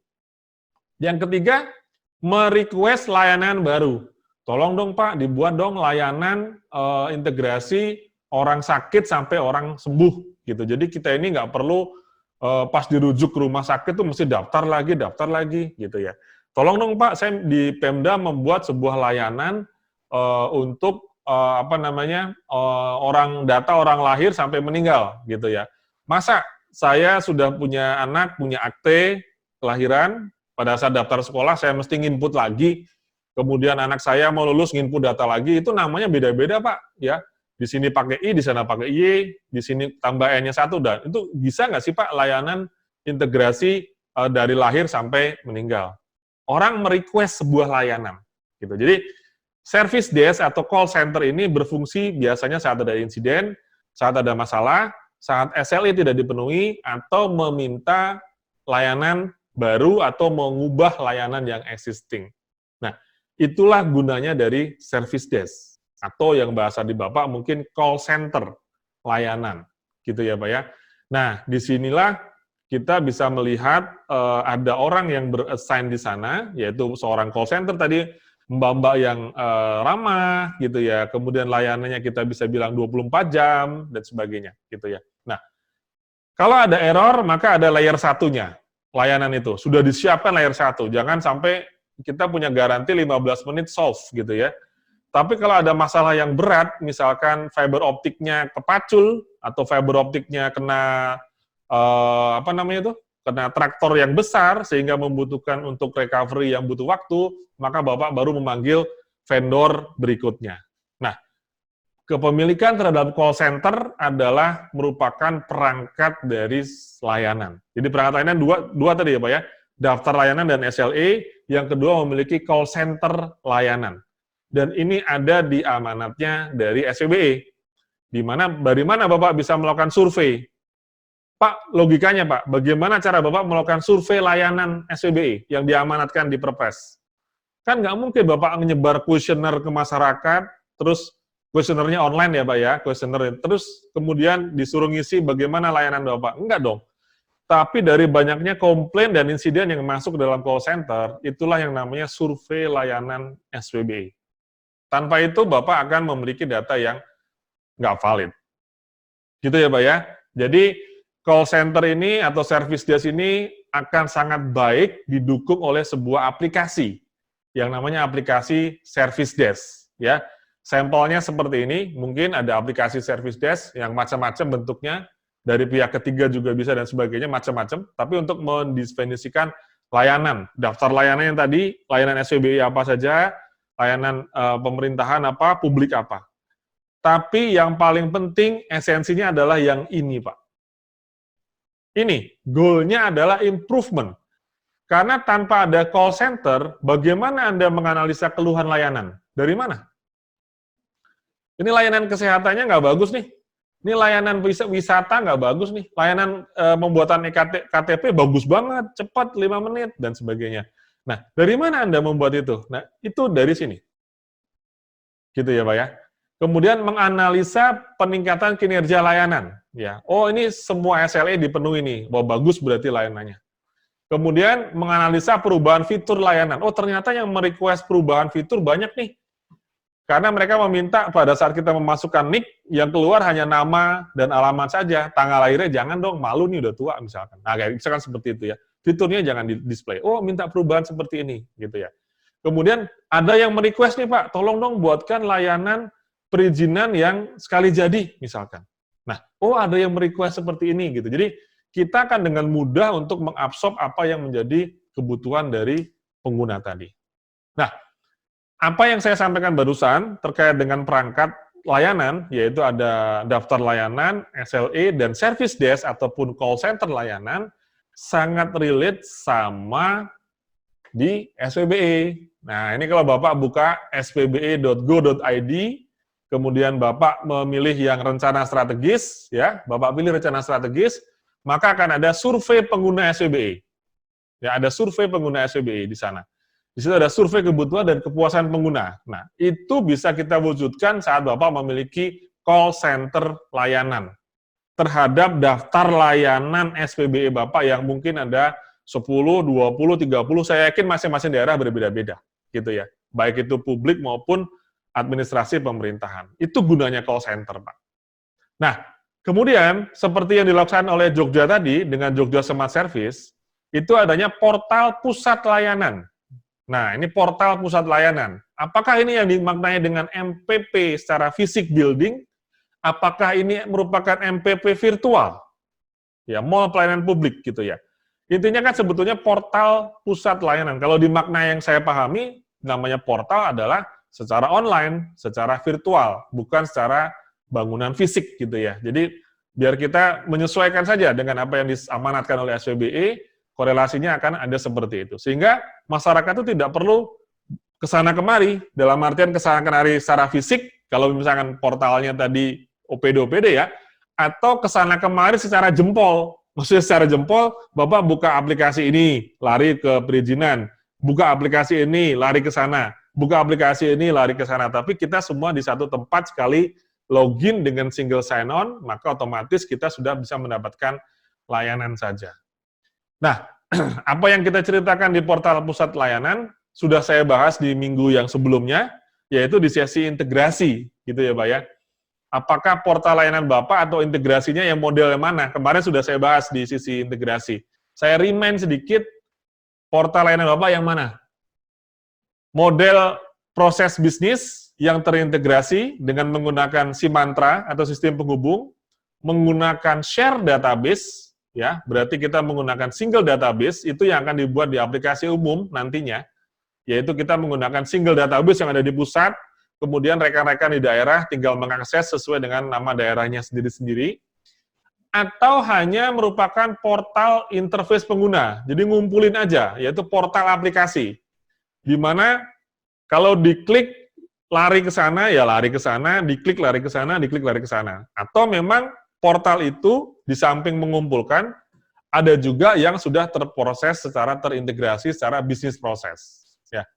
Ini macam-macam yang Bapak bisa kejawantahkan untuk membuat yang namanya portal layanan. Tapi jelas, kemarin sudah saya sampaikan, yang diamanatkan SPBE terkait dengan portal layanan adalah integrasi data dan proses bisnis.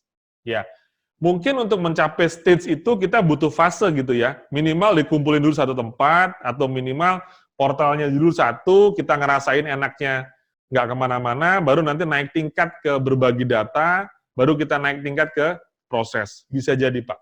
Karena yang namanya perubahan itu butuh suatu staging. Nggak mungkin kita sajek-sajek langsung bet gitu, kayaknya nggak bisa. Ya, saya pikir mungkin itu sebuah proses untuk kita menuju yang tadi kita bilang portal layanan terpadu tadi. Ya. Yang penting kan goalnya kita sudah jelas, sudah saya bahas di sesi sebelumnya, yaitu adanya integrasi data, integrasi proses bisnis, dan akhirnya integrasi layanan. Di mana output-nya adalah, outcome yang didapat adalah layanan yang cepat, mudah, murah, data tersedia, valid, dan di semua layer. Baik layer itu di layer Pemda atau di layer pusat merupakan hal yang sama. Itu secara goal. Itu ya Pak ya. Clear Pak kira-kira? Dari sini? Dua ya, sudah ya. Ini sudah jadi arsitektur layanan nih, Bapak Ibu sudah bisa menggambar arsitektur layanan. Prinsip sudah saya display, ada 5 prinsip. Perangkat sudah saya display, yaitu ada daftar layanan, Bapak bisa bikin daftar layanan Bapak sendiri, baik itu publik maupun adpom yang ada saat ini. Kemudian desain SLA-nya juga sudah ada. Yang ketiga adalah call center-nya sudah ada. Nah, call center-nya sudah ada. Terus yang ketiga adalah portalnya. Nah, ini pengejawantahan portal ini yang mesti saya serahkan kepada Bapak Ibu sekalian. Apakah makna portal ini adalah gedung fisik seperti yang kita kenal dengan MPP itu? Apakah portal secara elektronik, ya, yang kita bisa mengakses everywhere, every time, cepat, mudah, gitu ya? Apakah hanya fisik saja dan sebagainya, gitu ya? Jadi silakan Bapak Ibu memaknai sendiri apakah implementasinya yang tepat di daerah Bapak seperti apa, gitu ya. Oke, sudah 2. Arsitektur layanan sudah saya 2. Satu lagi Pak, manajemen layanan. Nah, ini penting Pak. Ada di amanat Perpres yang namanya manajemen layanan, yaitu manajemen layanan. Seperti apa nih Pak namanya manajemen layanan? semua hal yang ada hubungannya sama manajemen adalah proses. Tentu ada target yang kita ingin capai, tentu ada stakeholder. Jadi yang namanya manajemen itu selalu pasti ada stakeholdernya, ada target, ada si stakeholder dengan proses-proses tertentu berusaha mencapai target. Kan itu manajemen, Pak. Gitu ya. Itu ilmu biasa, gitu, ilmu manajemen. Nah, lalu bagaimana manajemen layanan menurut Perpres SWBI? Apa yang saya buat di sini menggambarkan secara visual apa yang ada di Perpres.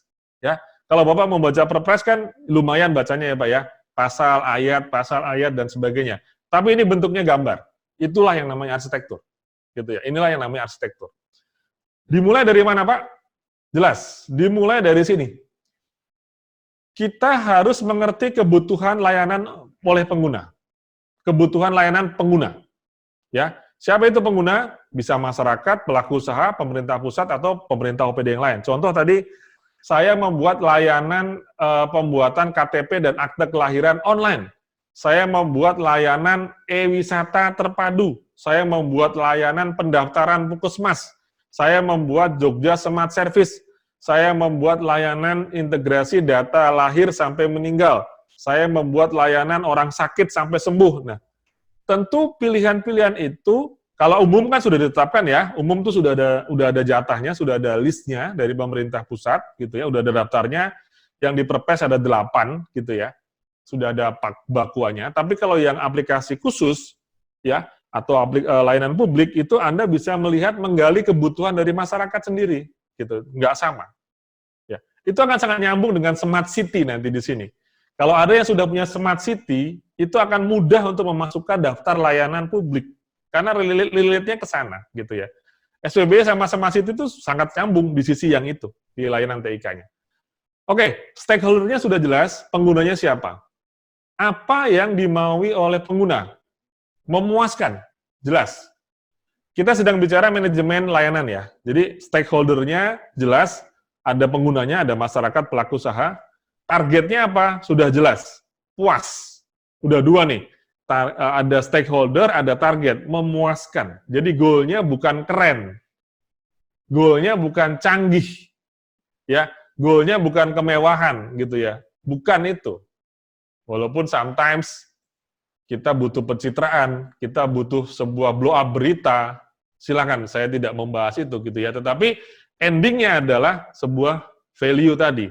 Kalau itu ada stakeholder, ada targetnya. Lalu bagaimana cara mencapai target itu? Startnya gimana? Ini isi dari manajemen layanan. Nomor 1 adalah sistem manajemen layanan.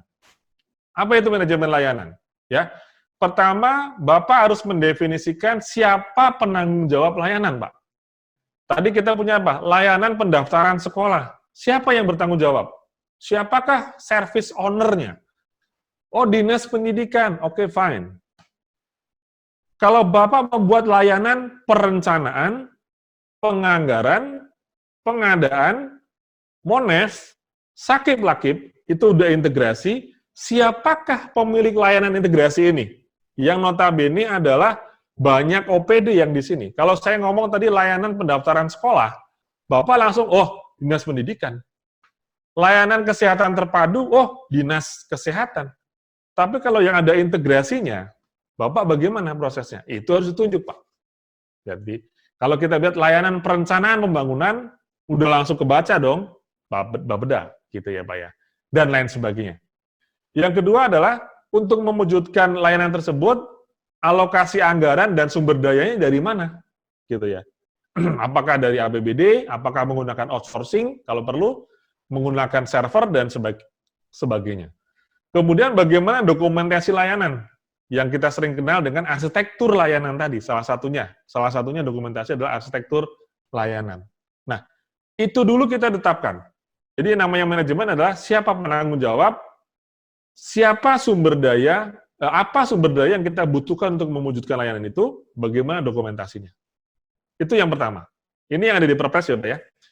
Yang kedua adalah proses yang namanya pemeliharaan infrastruktur dan aplikasi SWBI. Dalam SWBI tadi sudah disampaikan, yang namanya layanan adalah kumpulan fungsi aplikasi, gitu ya. Layanan itu adalah endingnya, tapi di dalamnya adalah infrastruktur dan aplikasi.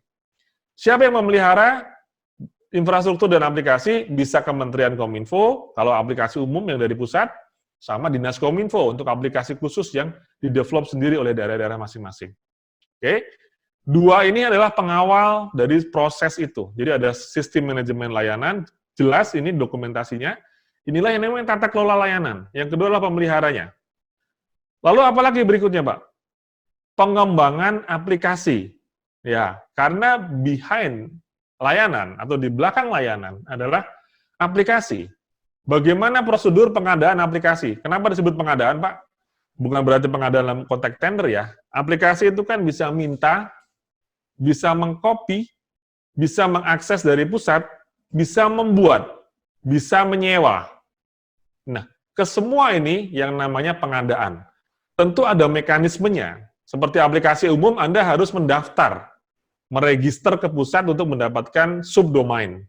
Contoh, untuk aplikasi perencanaan ataupun aplikasi kearsipan.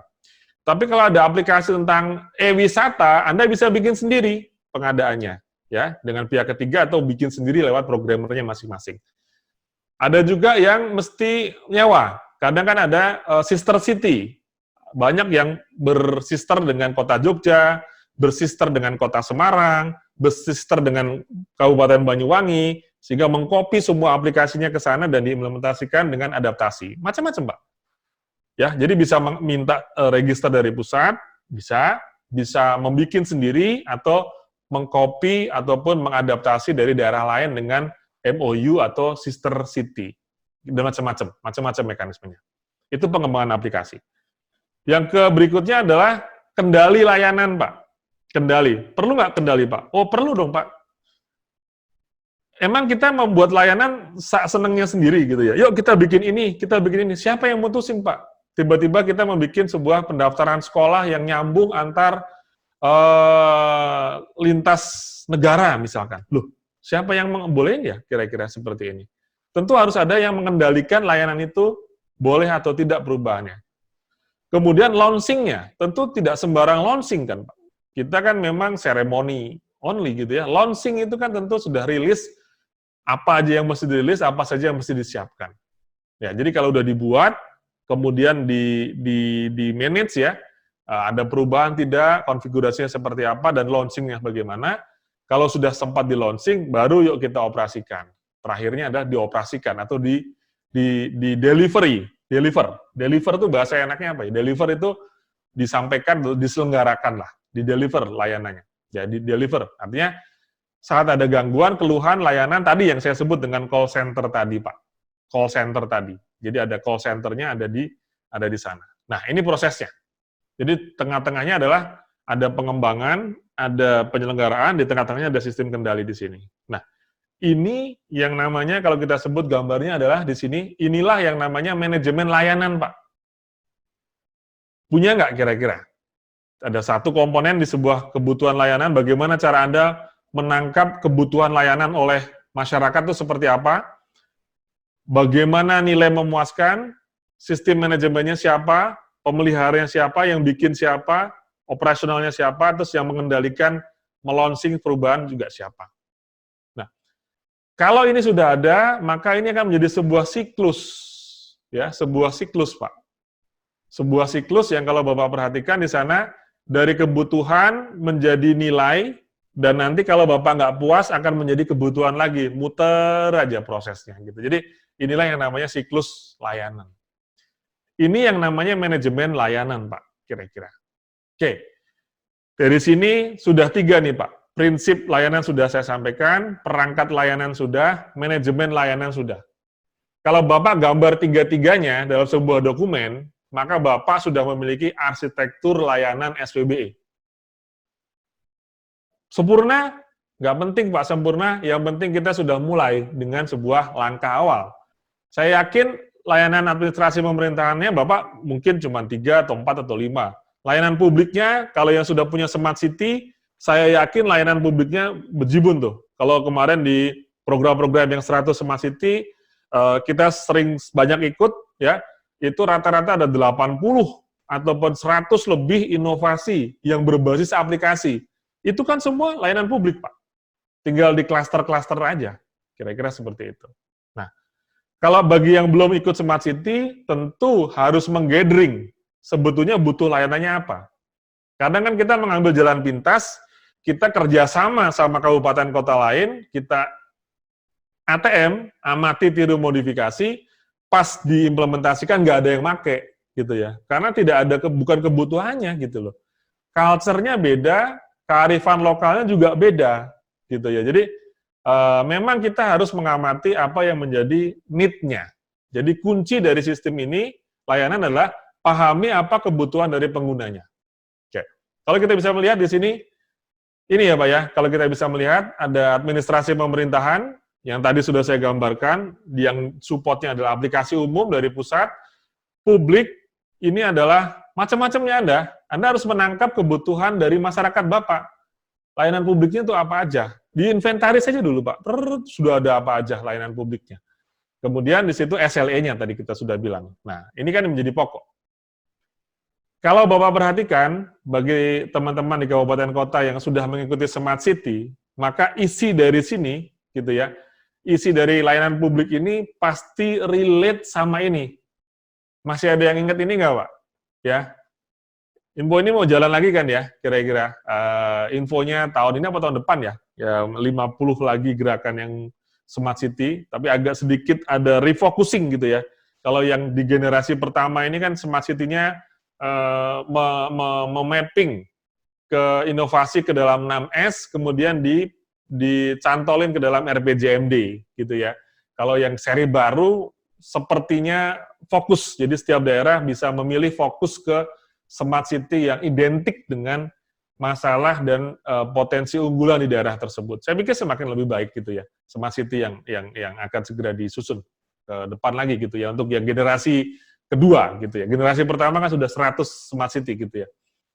Sudah dapat gitu ya. Nah, kalau Bapak sudah punya inovasi di sini, maka saya yakin akan lebih mudah untuk membuat atau menginventaris layanan yang ada di versi publik.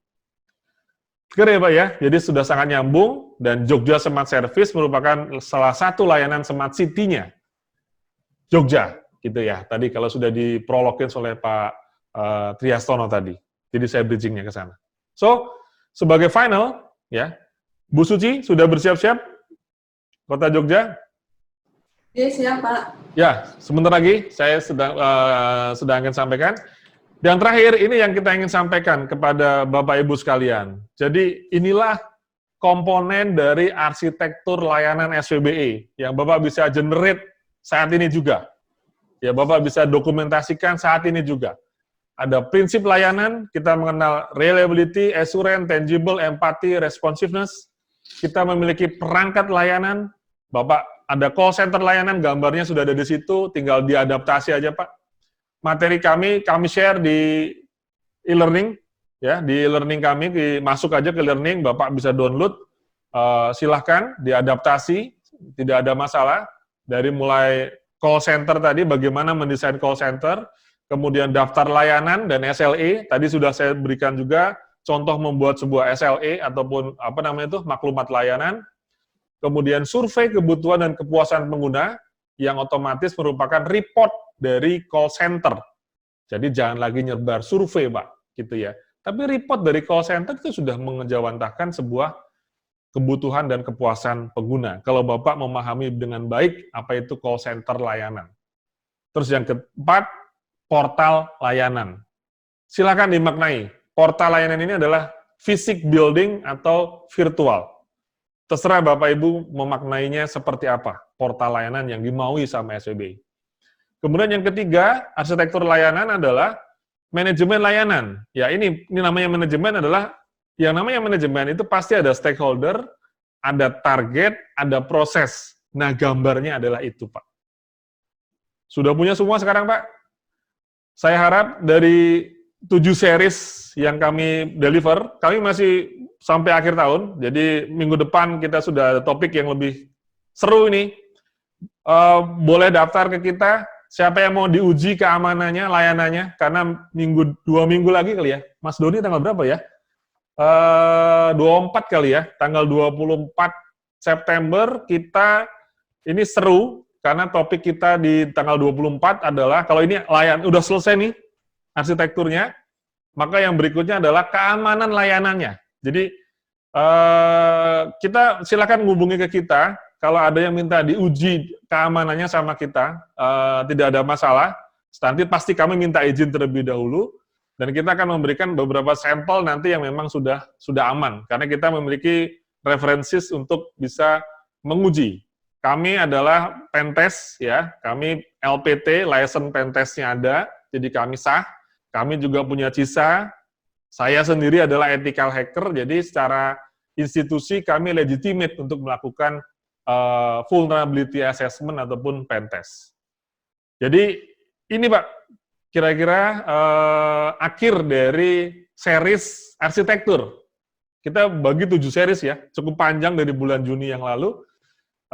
Semoga bisa dikonklusikan oleh Bapak masing-masing. Kalau Bapak ketinggalan sesinya, bisa dilihat di YouTube kami. Dan yang penting, bukan dalam konteks dokumen, Bapak bisa paham, karena goal kami adalah menjadi katalis supaya Bapak Ibu sekalian mudah memahami dan mengimplementasikan Perpres SPBE-nya dengan gampang dan implementatif. Oke, kira-kira seperti itu dari saya. Nanti silakan Bapak Ibu kalau mau bertanya lewat chat saja. Nanti saya jawab setelah sesi dari Kota Jogja dengan Ibu Suci, kaitannya dengan Jogja Smart Service. Ya, kalau Bapak lihat yang saya display di sini korelasinya kepada layanan publik ya tadi. Kalau Adpom nggak tahu saya, mungkin ada Adpomnya apa tidak, mungkin nanti Ibu Suci akan lebih jelas apakah ada layanan administrasi pemerintahan atau hanya layanan publik saja. Dan ini adalah output dari Smart City-nya Jogja. Jadi SPBE, Smart City, Satu Data, itu adalah 3 program digitalisasi pemerintahan. Jangan lupa, linknya sangat ada. Satu Data Indonesia, SPBE, sama Smart City. Oke, Ibu Suci, saya persilakan. Ini waktu Anda. Monggo, matur suwun sekalian. Ya, terima kasih Pak Andi. Selamat sore Bapak Ibu. Mohon maaf ini kebetulan jamnya jam sholat, jadi saya sendirian. Teman saya baru sholat, nanti akan bergabung. Ya. Ini sekaligus saya operator. Ya. Tadi sudah disinggung oleh Bapak Kepala Dinas terkait dengan implementasi Jogja Smart Service. Itu merupakan hasil dari bagaimana kita menerapkan e-government dan Smart City-nya. Nah, sebelum nanti saya menjelaskan detail teknisnya, ini kita simak dulu videonya, biar jadi gambaran bagi kita semua, apa sih JSS itu atau Jogja Smart Service itu apa sih gitu ya. Akan saya putarkan dulu untuk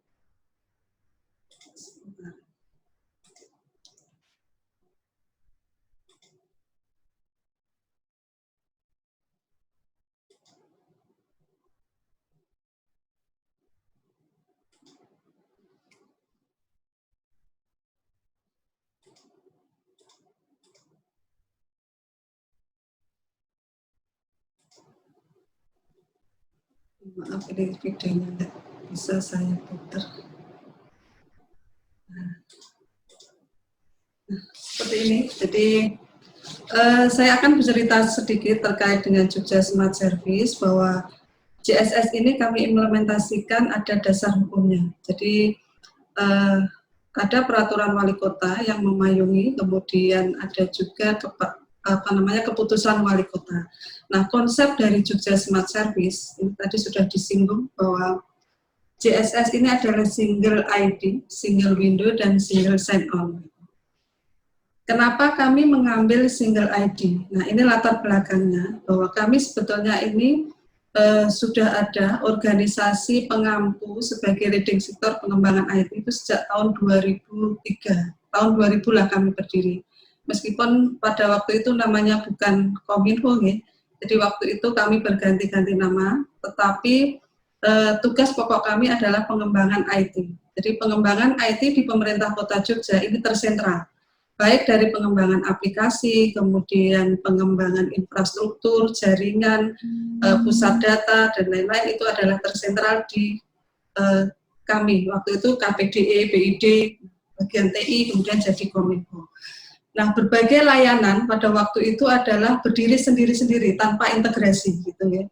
Jadi ada SIMPEK berdiri sendiri, SIM gaji berdiri sendiri, layanan perizinan sendiri gitu. Semua pengguna mengakses dengan alamat link yang berbeda-beda, dengan username dan password yang berbeda-beda. Nah, akhirnya baik pegawai atau masyarakat ini bingung untuk menghafalkan link dan username. Sehingga di tahun 2017, sejak berdirinya Kominfo, kami berinisiasi untuk mengintegrasikan semua aplikasi itu. Oke. Ini tidak lepas dari kerjasama OPD terkait. Kalau Kominfo saja ini tidak akan bisa terwujud. Karena kami menggunakan single ID-nya terintegrasi dengan data kependudukan yang dikelola oleh catatan sipil. Jadi setiap ID JSS ini memasukkan NIK, nomor induk kependudukan. Baik yang penduduk kota Jogja maupun penduduk luar kota. Nah, yang luar kota kami sudah bekerja sama dengan data kependudukan se-Indonesia. Jadi kami bekerja sama dengan Depdagri yang ngurusi data kependudukan ini. Kemudian single window, jadi berbagai aplikasi yang ada dikelola oleh OPD, ini kita satukan dalam satu JSS tadi, Jogja Smart Service tadi. Di sini Kominfo tidak mengelola data. Sekali lagi, Kominfo hanya bertanggung jawab bahwa aplikasi ini berfungsi baik, infrastruktur berfungsi baik, keamanannya diuji. Ini tugas kami. Tetapi untuk pengelolaan data, kita serahkan ke semua OPD, ke masing-masing OPD sebagai tupok sinyal. Nah, ini pada waktu itu kami melaunching baru totalnya 51 layanan, sekarang sudah sekitar 93 layanan. Ya. Nah, seperti ini lebih baik saya demo langsung saja kalau sudah masuk sini.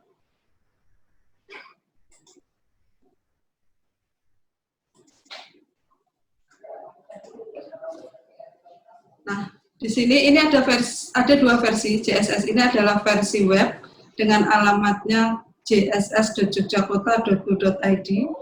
Kemudian yang versi Android itu nanti Bapak Ibu bisa download di Play Store. Untuk saat ini kami baru ada di Play Store karena yang App Store baru kami proses. Nanti bisa di-download di Jogja Smart Service. Nanti bisa di-download di situ. Boleh baik penduduk kota maupun luar kota bisa mendownload dan bisa mendaftar memiliki ID JSS. Untuk saat ini pengguna aktif yang sudah memiliki ID JSS seperti ini ada 59.000. Ini memang belum sebanding dengan jumlah penduduk kota Jogja ya, sekitar 400.000 sekian. Nah, ini bisa kita pisahkan antara warga kota dan non kota. Ini kita lihat dari NIK-nya. Nah, tadi Pak Andi cerita untuk layanan kepemerintahan tidak bisa tampil kalau di loginnya Pak Andi karena beliaunya bukan pegawai. Ya. Kalau di kami ada khusus layanan pegawai. Dari ID JSS yang terintegrasi dengan NIK ini, kami terintegrasi juga dengan data kepegawaian yang dikelola oleh BKPP. Jadi bisa mengidentifikasi bahwa ID JSS sekian ini pegawai atau tidak, itu integrasinya dengan kepegawaian. Kalau itu pegawai, maka layanan-layanan ini akan tampil di dashboard-nya. Ini saya yakin di Pak Andi tidak ada di layanan pegawai. Nah, ini adalah aplikasi yang kita jalankan setiap harinya. Jadi setiap hari kami memang harus melaksanakan e-office. E-office ini persuratan. Kami sudah paperless untuk 8 tata naskah dinas. Jadi sudah tidak ada hard copy lagi. Tadi sudah disampaikan Pak Kepala Dinas bahwa ini akan menghemat jabatan untuk mengantar surat. Gitu ya. Jadi begitu surat diklik, nanti otomatis akan terkirim ke lokasi tujuan yang masuk di dalam kategori itu. Oke, terima kasih Bu Suci, keren banget Jogja ya. Yang pasti trendingnya di situ kan Bu ya. Oke, ada 2 pertanyaan yang masih belum saya jawab tadi, yang masih versi kita ya. Ini ada dari Bang Bengkulu, kebetulan ikut juga. Bagaimana menunjukkan visi SPBE terwujud, itu sebetulnya sudah kita bahas di sesi berapa ya, seri ketiga kalau nggak salah. Tapi sebelum saya sampaikan lagi, ada 4 sasaran, apa namanya, 4 strategi SWB, yaitu tata kelolanya, layanan, kemudian TIK, yang keempat adalah SDM SWB. Jadi ada 4 cara strategis untuk mewujudkan SWB. Ya, tadi 4 hal tersebut: layanan SWB, tata kelola SWB, TIK, dan SDM SWB. Kemudian nomor 4 dari Pak Herwan Sundoro, oke. Layanan SWB, beberapa aplikasi OPD Pemda ada kalanya redundant. Nah, double ya, karena OPD memiliki instansi vertikal pusat yang berbeda-beda. Terkadang ada rekenan swasta juga yang aplikasi yang lebih baik. Bagaimana kita mensikapinya? Nah, jawabannya adalah kalau kita sudah memiliki tata kelola SWB yang baik, tentu semua aplikasi itu di list atau diregister di Dinas Kominfo. Kita mulai inventaris tadi ya, dari sisi aplikasi-aplikasi. Sehingga kalau ada penambahan yang harusnya melaporkan kepada Kominfo tadinya ya, sebagai list datanya. Karena memang dalam konteks yang sekarang, semua aplikasi dengan konteks interoperability dan sebagainya harus dikonsultasikan ke Kominfo. Karena nanti goalnya untuk bisa diintegrasikan. Kira-kira itu pertanyaan-pertanyaan yang kita jawab dan sudah semua terjawabkan. Tadi ada banyak pertanyaan yang di awal-awal, tapi pas lagi di present baik dari saya ataupun dari Kota Jogja sudah terjawabkan dengan clear karena memang pertanyaannya di awal gitu ya. Kira-kira itu topik kita pada hari ini dan kita bisa melihat sebuah contoh real tadi ya. Daftar layanan yang bisa kelihatan semua, bisa dinikmati oleh masyarakat sebagai pengguna, dan juga tadi ada kelompok, mana yang layanan administrasi pemerintahan, mana yang merupakan aplikasi publik, dan tentu sekali lagi jenis-jenisnya nggak akan sama. Jadi memang harus di-insert ataupun dianalisa kebutuhannya apa, baru kita mendevelop aplikasi. Tadi ada sekitar 51 dan akhirnya menjadi 83 atau 89 jenis layanan publik yang ada di Kota Jogja. Nah, itu implementasi realnya, dan portalnya tadi, ya satu tempat tadi, JSS itu adalah portal tadi. Portal layanannya adalah JSS itu adalah, nah JSS kan sebuah nama saja, tapi itu portal layanan yang ada di sana. Dan sudah ada keterpaduan, ada integrasi proses di sana, ada berbagi data, yang memang kuncinya, kalau namanya pelayanan, pasti ke Disduk Capil. Saya yakin banyak di daerah yang masih kesulitan untuk bisa ngobrol sama Disduk Capil, tapi kalau dari 2 referensi kemarin, Kota Semarang bisa, Kota Jogja bisa, daerah lain juga ada beberapa yang bisa, kita bisa melihat bahwa spirit untuk melakukan open data sesuai dengan regulasi pastinya, saya pikir tidak menjadi suatu kendala. Jadi kalau masih ada yang ngekip-ngekipan gitu, kayaknya kuno banget gitu ya, masih belum mau berubah untuk menjadi digitalisasi di pemerintahan. Baik, kira-kira itu saja. Terima kasih Bapak Ibu sekalian. Sampai sore ini masih full join di YouTube maupun di Zoom kita. Dan moga-moga dari semua runtutan ini, Bapak sudah bisa mendesain kira-kira arsitektur SWB itu seperti apa, karena masih banyak sekali pertanyaan dari tahun ini, peta rencana, arsitektur, itu seperti apa, kita sudah full series, kita sampaikan, bisa diadaptasi, bisa diadopt oleh Bapak Ibu sekalian di tempat Bapak, sehingga kalau ada BPK, dalam konteks mana arsitekturnya, minimal kita sudah bisa memulai, ini arsitekturnya. Salah benar, bukan masalah salah benar, nanti bisa direferensikan dari banyak hal, pada saat nanti pusat datang, bisa disesuaikan. Jadi bisa dimulai dari sekarang. Oke, kira-kira seperti ini. Ada pertanyaan dikit nih. Masih ada pertanyaan Pak Ani, bagaimana, sorry saya nggak kelihatan Mas Singgi, ditarik sedikit. Bagaimana evaluasi masih dari contoh real yang sudah dimulai di kabupaten kota yang sudah Bapak amati? Ya, ada beberapa hal, evaluasi kan tentunya dilakukan oleh pemerintah Kominfo, jadi ada yang bukan banyak ya, ada beberapa yang berhenti di master plan saja. Kebanyakan master plan smart city-nya terbentuk. Ini pertanyaan bagaimana evaluasi smart city yang real di daerah gitu ya. Tahapannya kan begini Pak. Tahap pertama itu kan biasanya kita membuat gerakan smart city kemarin itu kan dimulai dengan 2 hal. Memiliki master plan smart city, kemudian mendefinisikan quick win. gitu kan. Quick win itu kan sebetulnya prototipe contoh smart city yang sudah jalan. Itu kan sebetulnya dilakukan oleh pemerintah pusat kemarin. Nah, pada evaluasinya adalah ada nggak implementasi terkait dengan master plan yang sudah dibuat kemarin. Nah, hasilnya tentu beragam-ragam. Ada yang dijalankan, ada juga yang tidak dijalankan karena tidak ada pengampunya. Jadi memang korelasinya adalah siapa sih yang bertugas di Smart City. Masih banyak yang belum paham bahwa Smart City adalah program pembangunan sebetulnya.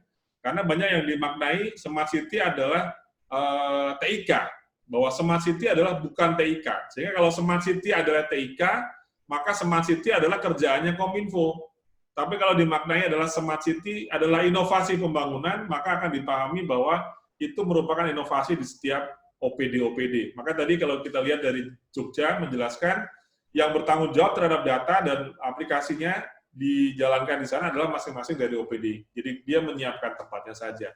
Itu hasil beberapa analisa di beberapa daerah ya Pak ya. Jadi ada yang menjalankan, ada master plan-nya juga berhenti saja. Saya pikir Kominfo Pusat juga melakukan evaluasi walaupun random, tidak semuanya. Kemudian yang mana? Untuk bantuan Jogja, sosial tuh Pak. untuk Jogja ya? Ya. Yang nomor berapa Mas Gi? Untuk Kota Jogja, mungkin dari Pak Kodar, Bu Suci bisa bantu jawab saya. Dari Pak Kodar, Udoyono. Bisa melihat chatnya? Bisa, nih. Ya, monggo. Terkait dengan data kemiskinan, atau dulunya kemiskinan, sekarang KSJPS ya. Sekali lagi, kami tidak mengelola data, kami hanya bisa melihat nih. Kami ada namanya SIM pemberdayaan masyarakat. Nah, SIM ini dikelola barengan antara Bapeda, Dinas Sosial, OPD terkait, kemudian kecamatan. Jadi konsepnya dari aplikasi ini adalah data dari BDT, dulu BDT sekarang apa ya? Data terpadu data kemiskinan yang dari pusat, kemudian diiriskan dengan data KSJPS lokal dari pemerintah kota, kemudian disandingkan dengan data kependudukan. Jadi nanti kita akan melihat irisan-irisannya per kecamatan, gitu ya, per kecamatan. Nah, ini yang menjadi dasar kita memberikan bantuan sosial. Pendataan KSJPS ini kita juga sudah wadahi secara online juga. Jadi teman-teman dari Dinas Sosial, mereka mendata ke lapangan itu menggunakan aplikasi ini juga. Jadi bisa perlihatkan. Nah, ini survei KSJPS. Ini yang mengelola teman-teman dari Dinas Sosial. Datanya akan masuk ke beranda tadi, jadi data KSJPS, data BDT, data kependudukan kita sandingkan. Kemudian masing-masing OPD, Bapeda ini akan membuat satu data sasaran, jadi sasaran tunggal. Terutama untuk data yang harus dilakukan pelatihan. Jadi tidak masing-masing OPD mengambil sasaran yang sama, tidak bisa seperti itu. Jika satu sasaran ini sudah diambil oleh OPD lain, maka OPD yang lain tidak bisa mengambil. Sehingga akan merata bantuannya. Terutama yang pelatihan ini, yang di wilayah itu seringnya tumpang tindih, jadi satu nama. Kalau dulu belum pakai NIK, itu basisnya nama. Itu bisa satu orang dengan berbagai nama, misalnya saya Suci, kemudian ada nama lagi Suciati, gitu ya. Itu bisa mendapatkan bantuan lebih dari satu. Nah, itu yang kita hindari sehingga kita menggunakan NIK dan pemberian bantuan sosialnya juga berdasarkan data ini. Ini mungkin bisa menjawab Pak, dari mana tadi ya? Subang. Dari Subang. Jadi ada namanya aplikasi SIM pemberdayaan masyarakat. Jadi digital juga, tetapi memang juga OPD terkait yang mengelola, tidak kami. Oke, ada satu lagi Bu dari Pekalongan, ini terkait tata kelola layanan Kota Jogja, apakah terpusat di Kominfo atau dikelola oleh masing-masing OPD Bu? Layanan-layanan tadi, dia ada layanan A, banyak sekali tadi, ada 80 lebih gitu Bu. Itu yang mengelola siapa tuh Bu? Jadi begini Bapak, kami mengembangkan aplikasi ini harus ada payung hukumnya. Jadi harus ada payung hukumnya. Siapa yang membuat payung hukum? Yang membuat ini gabungan. Jadi OPD yang memiliki tupoksi layanan itu, kemudian ada bagian organisasi yang membuat satu SOP, ada bagian hukum juga, kemudian baru kami. Nah, kalau ini sudah terbit berupa peraturan wali kota atau keputusan wali kota, maka kami membuat aplikasinya berdasarkan yang sudah dituangkan di situ. Artinya tata kelola itu dimiliki bareng-bareng antara OPD yang memiliki layanan dan kita di Kominfo. Dan itu menjadi tata kelola di pemerintah kota. Seperti itu, Pak. Jadi tidak sendiri-sendiri. Oke, baik. Terima kasih, Bu. Ini ada satu lagi. Ini kita udah overtime. Udah overtime. Tapi ada satu lagi untuk Jogja nih. Kayaknya keren banget tadi. Jogja Smart Service-nya. Pertanyaannya dari Risalia Agustin. Ya, di YouTube ini. Dari YouTube. Untuk data terkait pendidikan, semisal pendataan atau penanganan anak tidak sekolah di kota Jogja, bagaimana prosesnya? Atau bisa diinfokan apa tidak, Bu, kira-kira? Untuk pendataan anak putus sekolah dilakukan oleh Dinas Pendidikan, ya, Dinas Pendidikan yang melakukan. Jadi datanya ada di sana. Untuk saat ini memang belum dipubliskan. Jadi data-data ada di aplikasinya Dinas Pendidikan. Oke, kira-kira itu. Baik, Bapak Ibu sekalian, kayaknya cukup untuk hari ini. Sebelumnya saya ucapkan dulu kepada Kota Jogja, Pak Triastono sama Bu Suci, untuk bisa join dan membuat kita lebih seru ini sharing-sharingnya, sehingga kita berharap sih kita semua bisa ATM, amati, tiru, modifikasi. Yang pasti tadi sebelumnya kita punya pemahaman yang besar dan tepat terkait dengan layanan SPBE, dan yang pasti juga apapun yang kita implementasikan, goal-nya adalah untuk pelayanan kepada masyarakat. Terima kasih Bapak Ibu sekalian. Jangan lupa nanti tanggal 24 kita akan bicara masalah layanan. Kita juga mau open kalau rekan-rekan Pemda yang ingin kita tes keamanannya bisa menyampaikan ke kita. Nanti akan jadi bahan ulasan, ya. Security layanan, tadi ada layanan portal tadi, keamanannya seperti apa dan sebagainya, akan jadi bahasan besok di tanggal 24, jadi silahkan kalau yang mau menjadi, mengetes dirinya sendiri untuk masalah keamanan. Nanti kita akan sampaikan kepada Bapak Ibu secara personal, karena memang itu tidak dipublis. Dan sekali lagi, terima kasih untuk join seluruh Indonesia. Pada sore kali ini, wakil dari 34 provinsi ada semua. Dari kami, dari Inixindo Jogja, mengucapkan terima kasih. Selamat sore, menjelang malam untuk Indonesia Timur. Sampai jumpa lagi di tanggal 24, dan Indonesia tetap maju. Assalamualaikum warahmatullahi wabarakatuh.